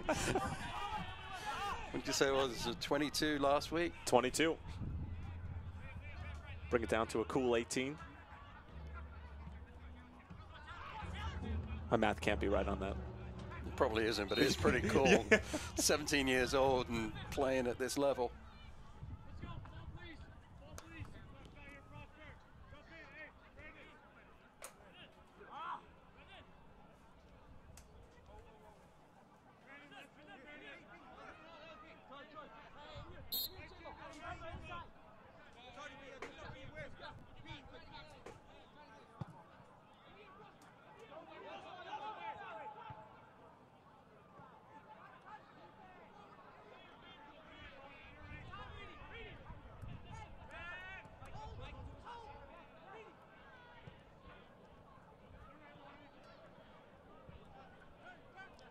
Michael Reed.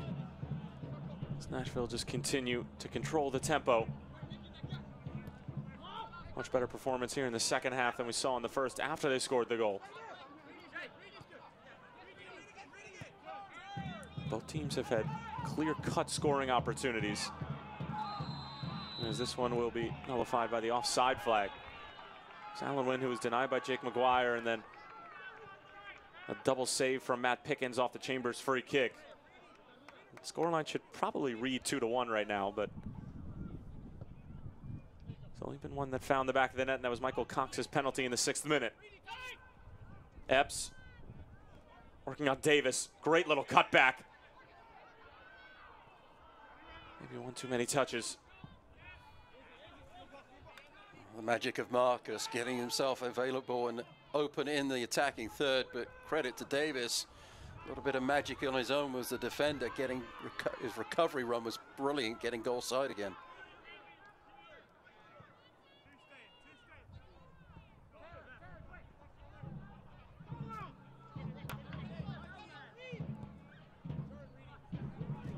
A little more than an hour played here at Goodman Stadium.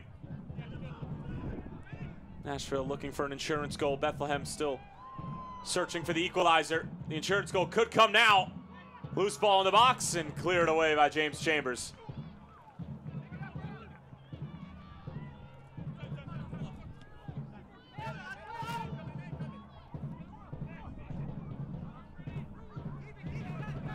Poor defending there in the left back position. I think it was Chalua that didn't make the challenge on Wynn.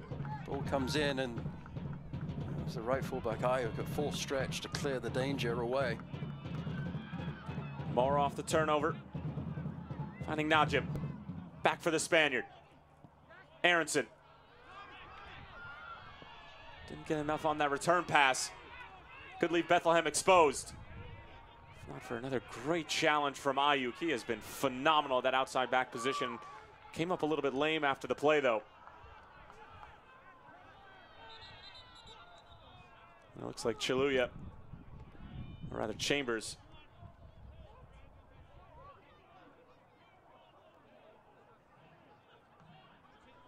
When he went down there, it looked like he may be cramping up a little bit. Aiden Apodaca waiting to come on for Bethlehem in the meantime. This Chambers, who has been nothing short of a workhorse today, taking his fair share of knocks. That's the second time he's gone down. And it looks like he might be the player that's substituted off. And indeed it is. So Apodaca, 21-year-old from Rancho Cucamonga, California, attending California Baptist. Coming on here in the 69th, and substitutions, as always, brought to you by our friends over at Lehigh Valley Health Network.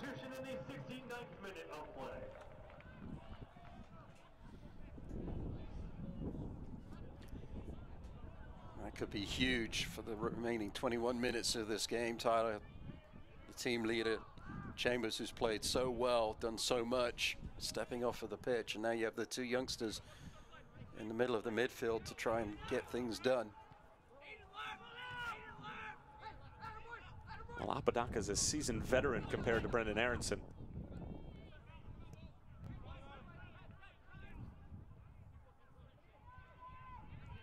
So Najim has actually stepped further back into the midfield. They're going to take the role that Chambers has just vacated.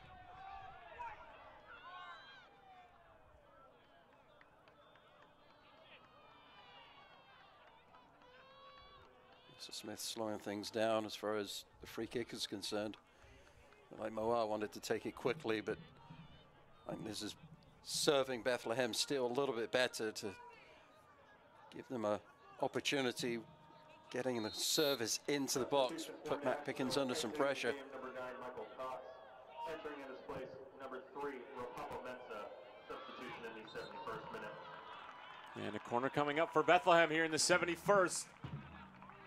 20 minutes plus stoppage time remaining in this one. Bethlehem still after that elusive equalizer as Ropapa Mensa came on and replaced Michael Cox. So we've seen two very offensive substitutions for Gary Smith. Wants to try and find a way to keep the pressure on. He would love to get another goal. Corner comes in. Shot from distance. Great effort and just fizzes past Matt Pickens in that right post. And it was Adam Najim, who was also inches away. Pickens was struggling. Wasn't sure that was going to go past his left hand upright. Great effort from Najim. I thought maybe there was a handball leading up to that play from Mahoney, but the referee didn't call it. Najim smartly playing the whistle, collects the ball beautifully well, and wasn't able to quite turn his right-footed shot on target.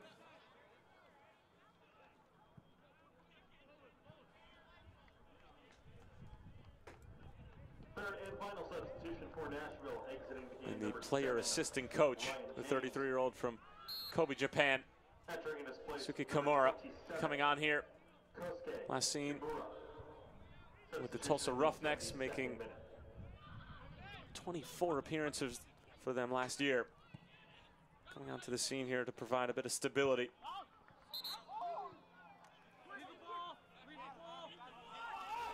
Was in the starting lineup in the previous matches, but left out today against Bethlehem.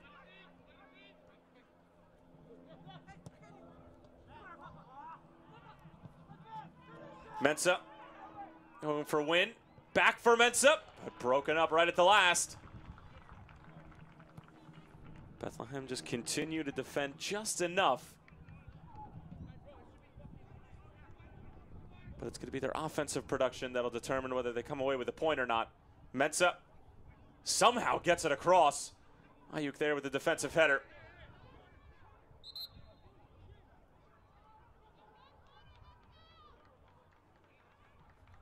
Corner coming up for Nashville. Such an important header there from Ayuk. There were two players waiting to turn that one in on net.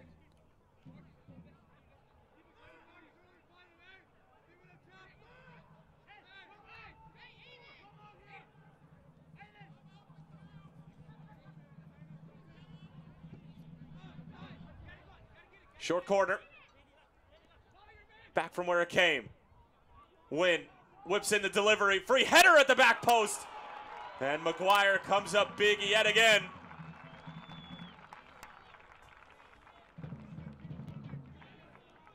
Well worked, free corner kick. Wynn with the ball in. Doyle at the back post. Downward header, beautifully done. This is going to be a great look. Look at the movement of McGuire. Goes from his near post to his back post. Well done with the footwork, and then beautifully down quickly with the left to the left for the save. Again, another design set piece from Nashville. Another great delivery in. Good work from Apodaca, who was there defensively. And it'll be a handball against Bethlehem, and a dangerous set piece here now for Nashville from about 25 yards out. Apodaca was off to the races there, just couldn't corral the ball legally to springboard himself into the middle third. Some sustained pressure here from Nashville with these set pieces. 23-year-old keeper from Pomona, California, organizing at the back for Bethlehem.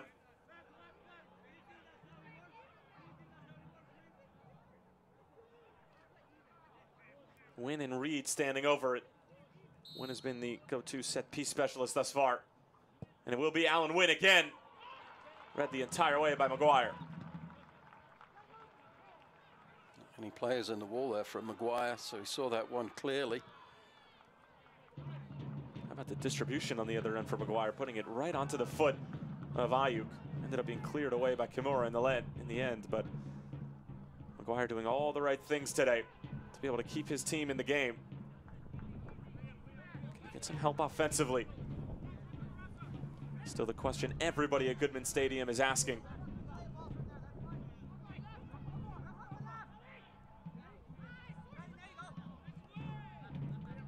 Aronson.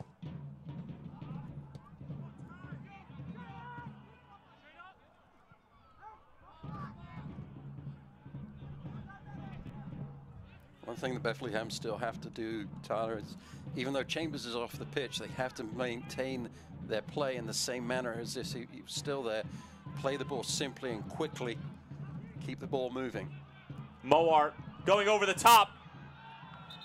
Well defended by Nashville, but they do concede another corner to the home side. And Apodaca has provided some life for Bethlehem Steel FC since coming on. And Santi Moar gets a warm welcome from the Forge.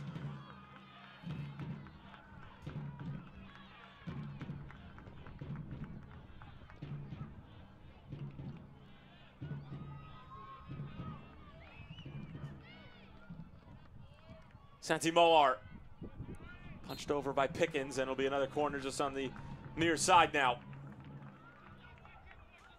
The run was coming in at the back post. Pickens had to do something with it. Might have found the back of the net if he didn't touch it. It could have done. It was had a lot of bend on that ball. Another decent corner. Another well-defended set piece by Nashville. All given away. And a tactical foul there, and it'll certainly be worthy of a yellow card as Davis is down. Jim knew exactly what he was doing.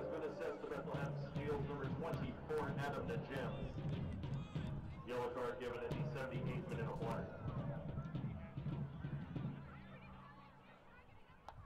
It's Adam Najim shown mustard here in the 78th.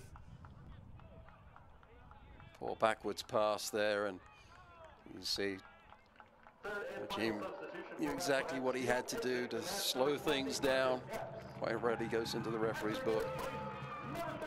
And the former Syracuse man from Canada, Chris Nenko, coming onto the scene here. And of course, substitutions brought to you by Lehigh Valley Health Network.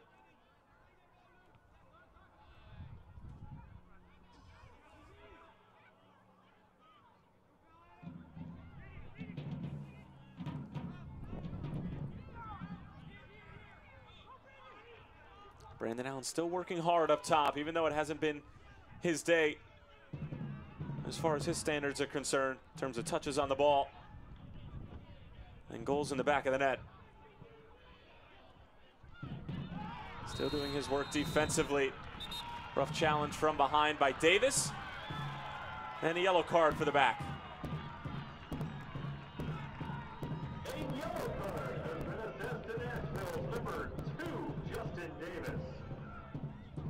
Silly foul from Davis. No need for it.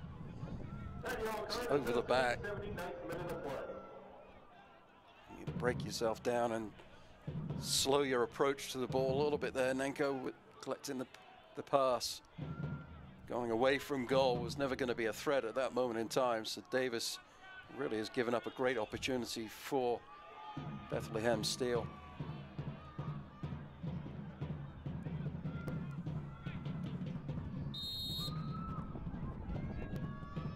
Moar!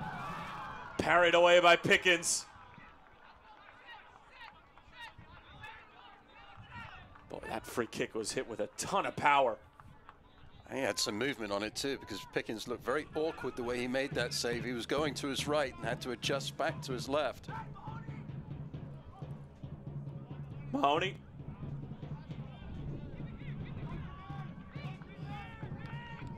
The USL's official Twitter feed keeps you up to date with news, live game updates, and highlights from around the league. Struck there ball, the free kick from Moa. You see him just going to his right, the goalkeeper. 2 fists to the ball to get it out of away from his goal. Official Facebook page brings you the best from across the league with news, highlights, and interactive features. Like the USL Still getting a little bit closer on those free kicks. Testing the goalkeeper. 10 minutes remain here at Goodman Stadium. Again, Brandon Aubrey sent off in the 5th minute, conceding a penalty and putting his team behind the 8 ball. 75 minutes later, Bethlehem still searching for the equalizer. And Tyler Terrence along with Matt Stubbington, glad to have had you with us so far. Washington, long for Mensah, Ropapa Mensah. Can't find the back post. Wynn was in there for support as well. Poor effort in the end from Mensah. Maguire was going to be struggling if that was on target. Didn't adjust his feet particularly well, the keeper, on that occasion.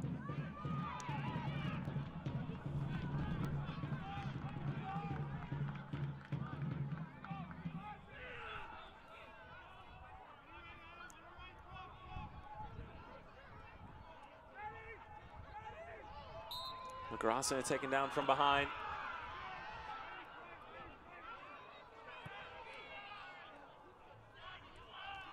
Bethlehem still, they have to keep playing with the same competitive spirit that they've shown for the entire match. But It's hard when you're tired from all of the energy that they've expended. They have to make good decisions and not give away these set-piece opportunities to Nashville.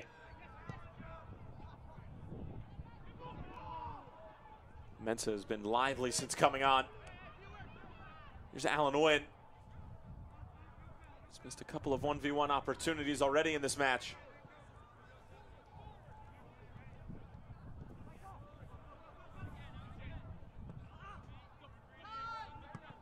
Justin Davis.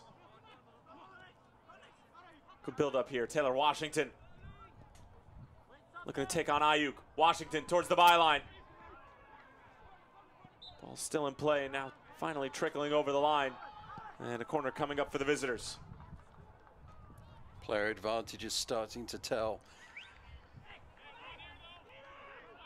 Sustained pressure from Nashville, and both times there's been players open on the left and right flanks. Don't forget to enter for your chance to win one of 3 great prizes from Lehigh Valley Health Network.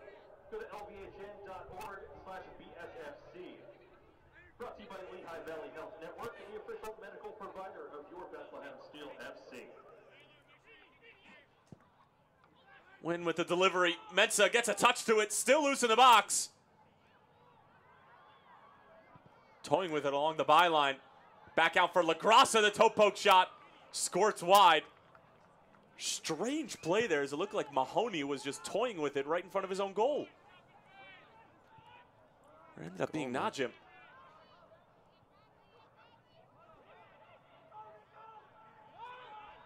Certainly not something you want to do in front of your own net, is play with the ball, but now Jim really didn't have any opportunity to clear it any other way. Certainly would like to get a little bit more on the clearance in the end, but he did well with it considering the pressure he was under.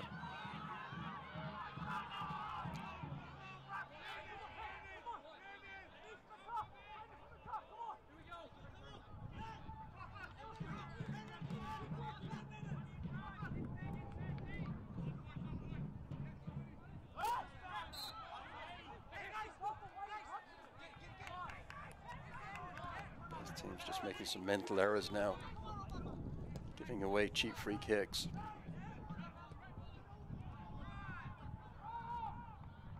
Bethlehem have a little more than 5 minutes plus stoppage time to level the score and salvage a point from a game that turned into a complete and utter mess after Brandon Aubrey was sent off in the 5th minute.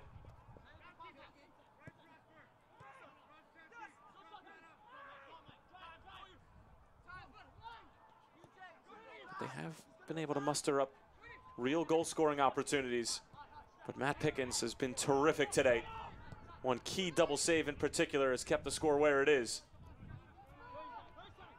It would be remiss if we did not mention the performance from Jake McGuire as well.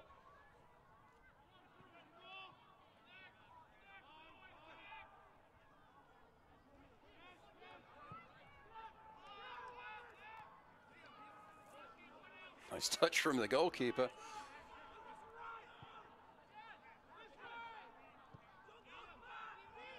'17-year-old Brendan Aronson.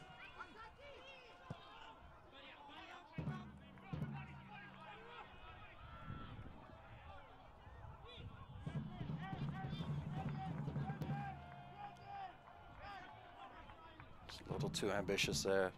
Aronson with the ball playing forwards. I think Ayuk will be very pleased with him with that long chase for the right fullback, who's covered an awful lot of ground this game. He has? You have been watching, right? I hope.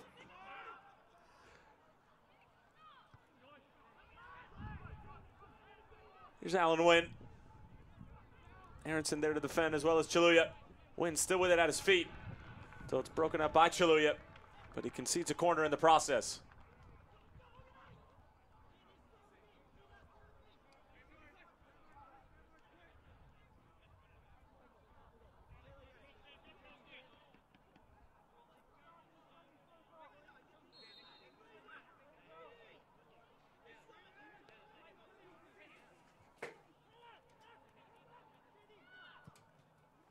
Wynn. Handled easily by McGuire.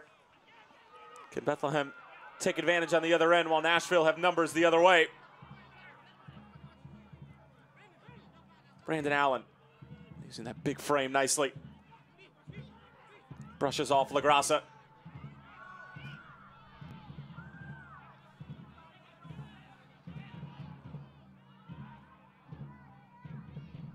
Aronson trying to find Allen.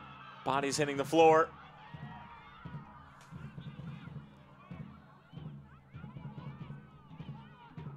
Mensah working on Mahoney.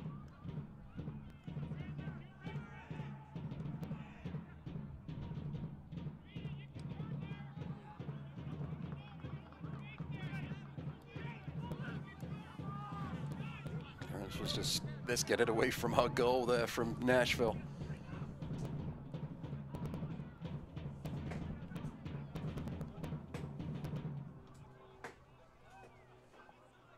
Won't mean a whole lot going into the locker room, but unless the Steel can find a way to get the tying goal, but there's a lot of players that could be up for man of the match for the guys in blue.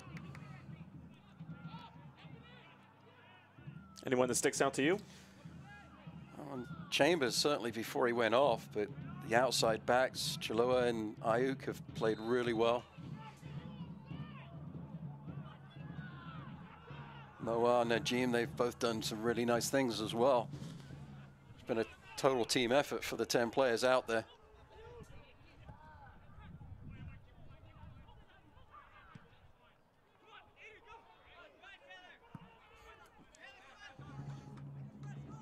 Liam Doyle not offering to help up Adam Najim. Touch from Apodaca. Bit too heavy. Goal kick coming for Pickens. So we slowly but surely approach the 90-minute mark.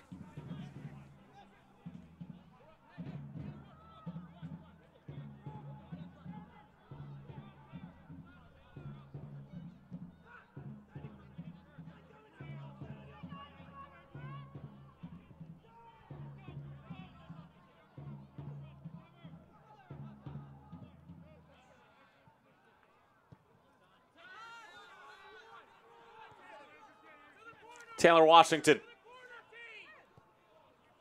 trying to find Mensah.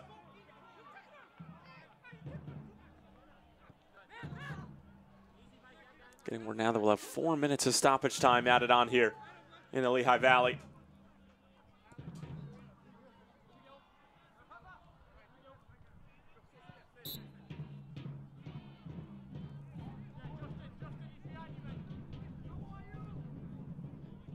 Mensah, offside flag is up.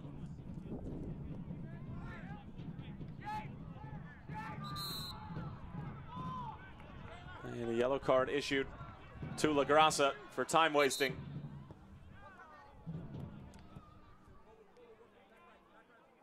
A yellow card has been assessed to Nashville's number 20, Matt LaGrassa. Yellow card given in the 90th minute.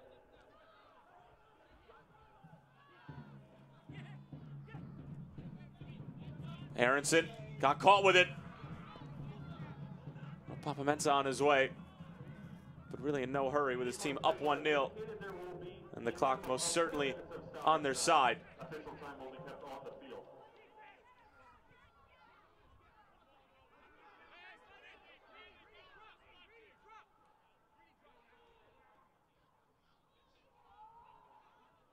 Kimura.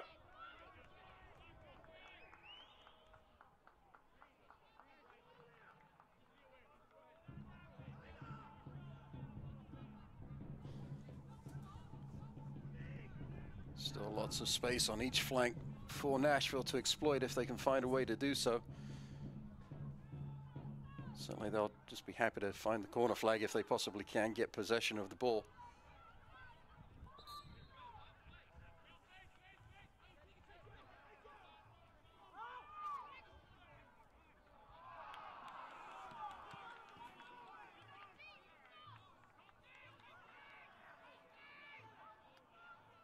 Well, that errant pass from Chris Nanko. It's been a summation of sorts for the day that Bethlehem has had.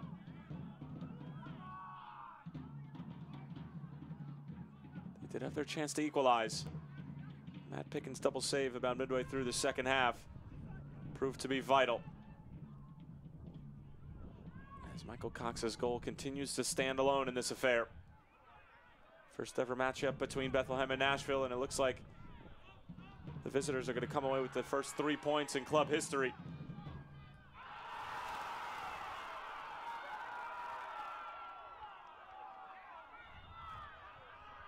And a nice collision there between Bourgeois and Saint-Moar. The crowd wanting a foul, but Bourgeois did a good job of just shielding off the Spaniard. I think he probably would have gone against Moar the way he came aggressively into the back of Bourgeois. And this was maybe a shoulder lowered from the number 22 for Nashville. One ball ahead for Washington. He's being told by his teammates to go to the corner.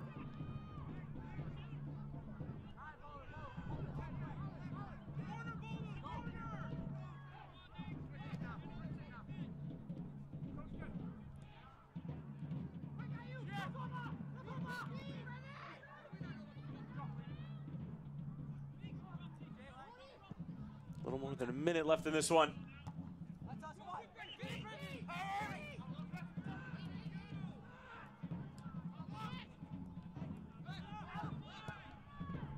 Aronson gets Pickens off of his line.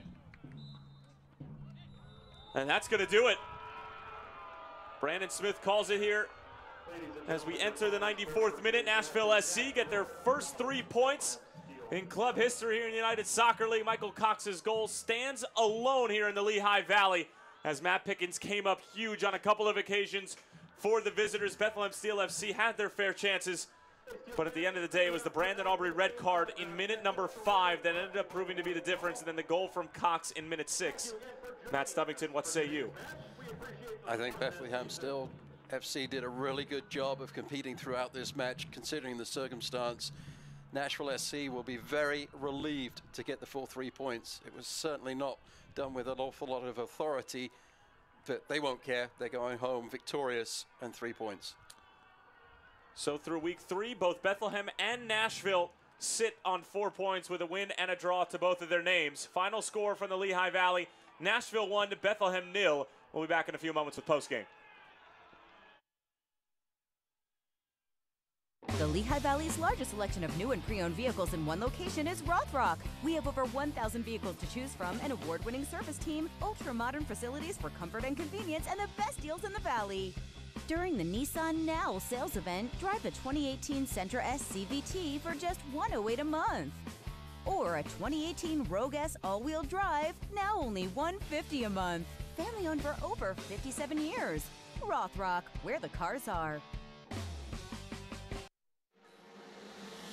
It can happen over time or in a snap. If joint or muscle pain has taken you out of the game, we can identify the root cause of your problem and develop a sport-specific treatment plan to get you moving again. Over 400 medical experts strong, the region's only nationally ranked program. That's Orthopedics in Action at Lehigh Valley Health Network.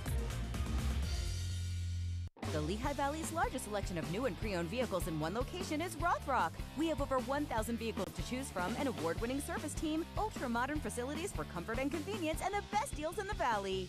During the Nissan Now sales event, drive the 2018 Sentra S CVT for just $108 a month. Or a 2018 Rogue S all-wheel drive, now only $150 a month. Family owned for over 57 years. Rothrock, where the cars are. Full time here at Goodman Stadium as Matt Pickens and Nashville SC get their first 3 points in club history. Pickens was outstanding when called upon, but it was the red card to Brandon Aubrey in the 5th minute that really changed the complexion of this one. Michael Cox able to get the game-winning goal in minute number 6 from the penalty spot. And for the most part, that was all she wrote here in the Lehigh Valley. Tyler Terrens along with Matt Stubbington. Glad to have had you with us, and we'll take a look at some of the best moments from these 90 minutes between Bethlehem and Nashville. First ever meeting between these two clubs, and it was certainly a historic one for Nashville, and a day that Bethlehem are going to want to forget, specifically number 44, Brandon Aubrey. It was an inauspicious start for Bethlehem Steel, and that man there getting his red card, marching orders to the locker room.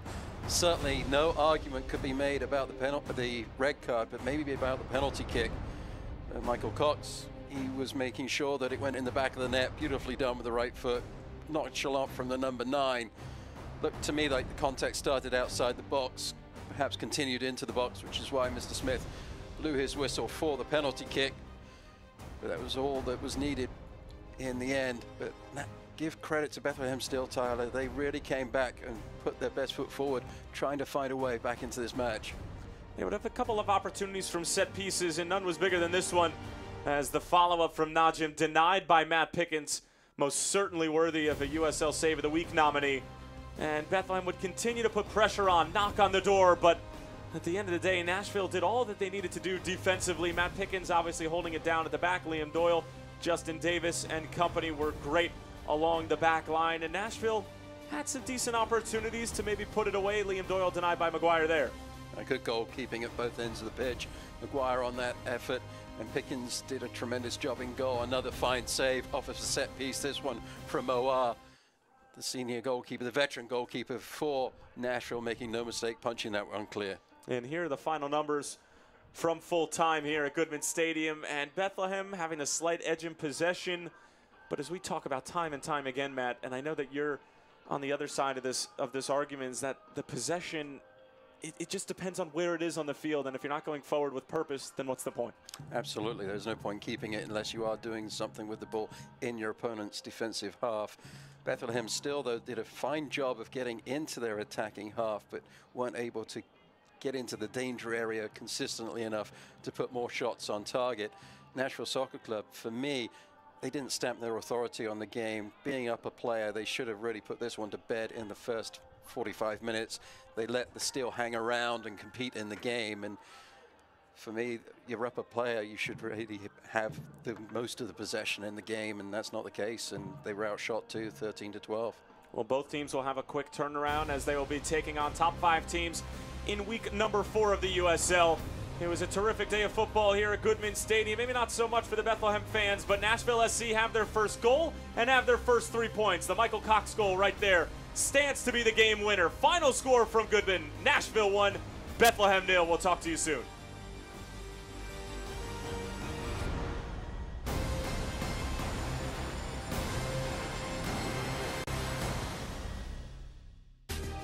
This copyrighted telecast of the United Soccer League may not be retransmitted, rebroadcast, or reproduced without the express written consent of the United Soccer League.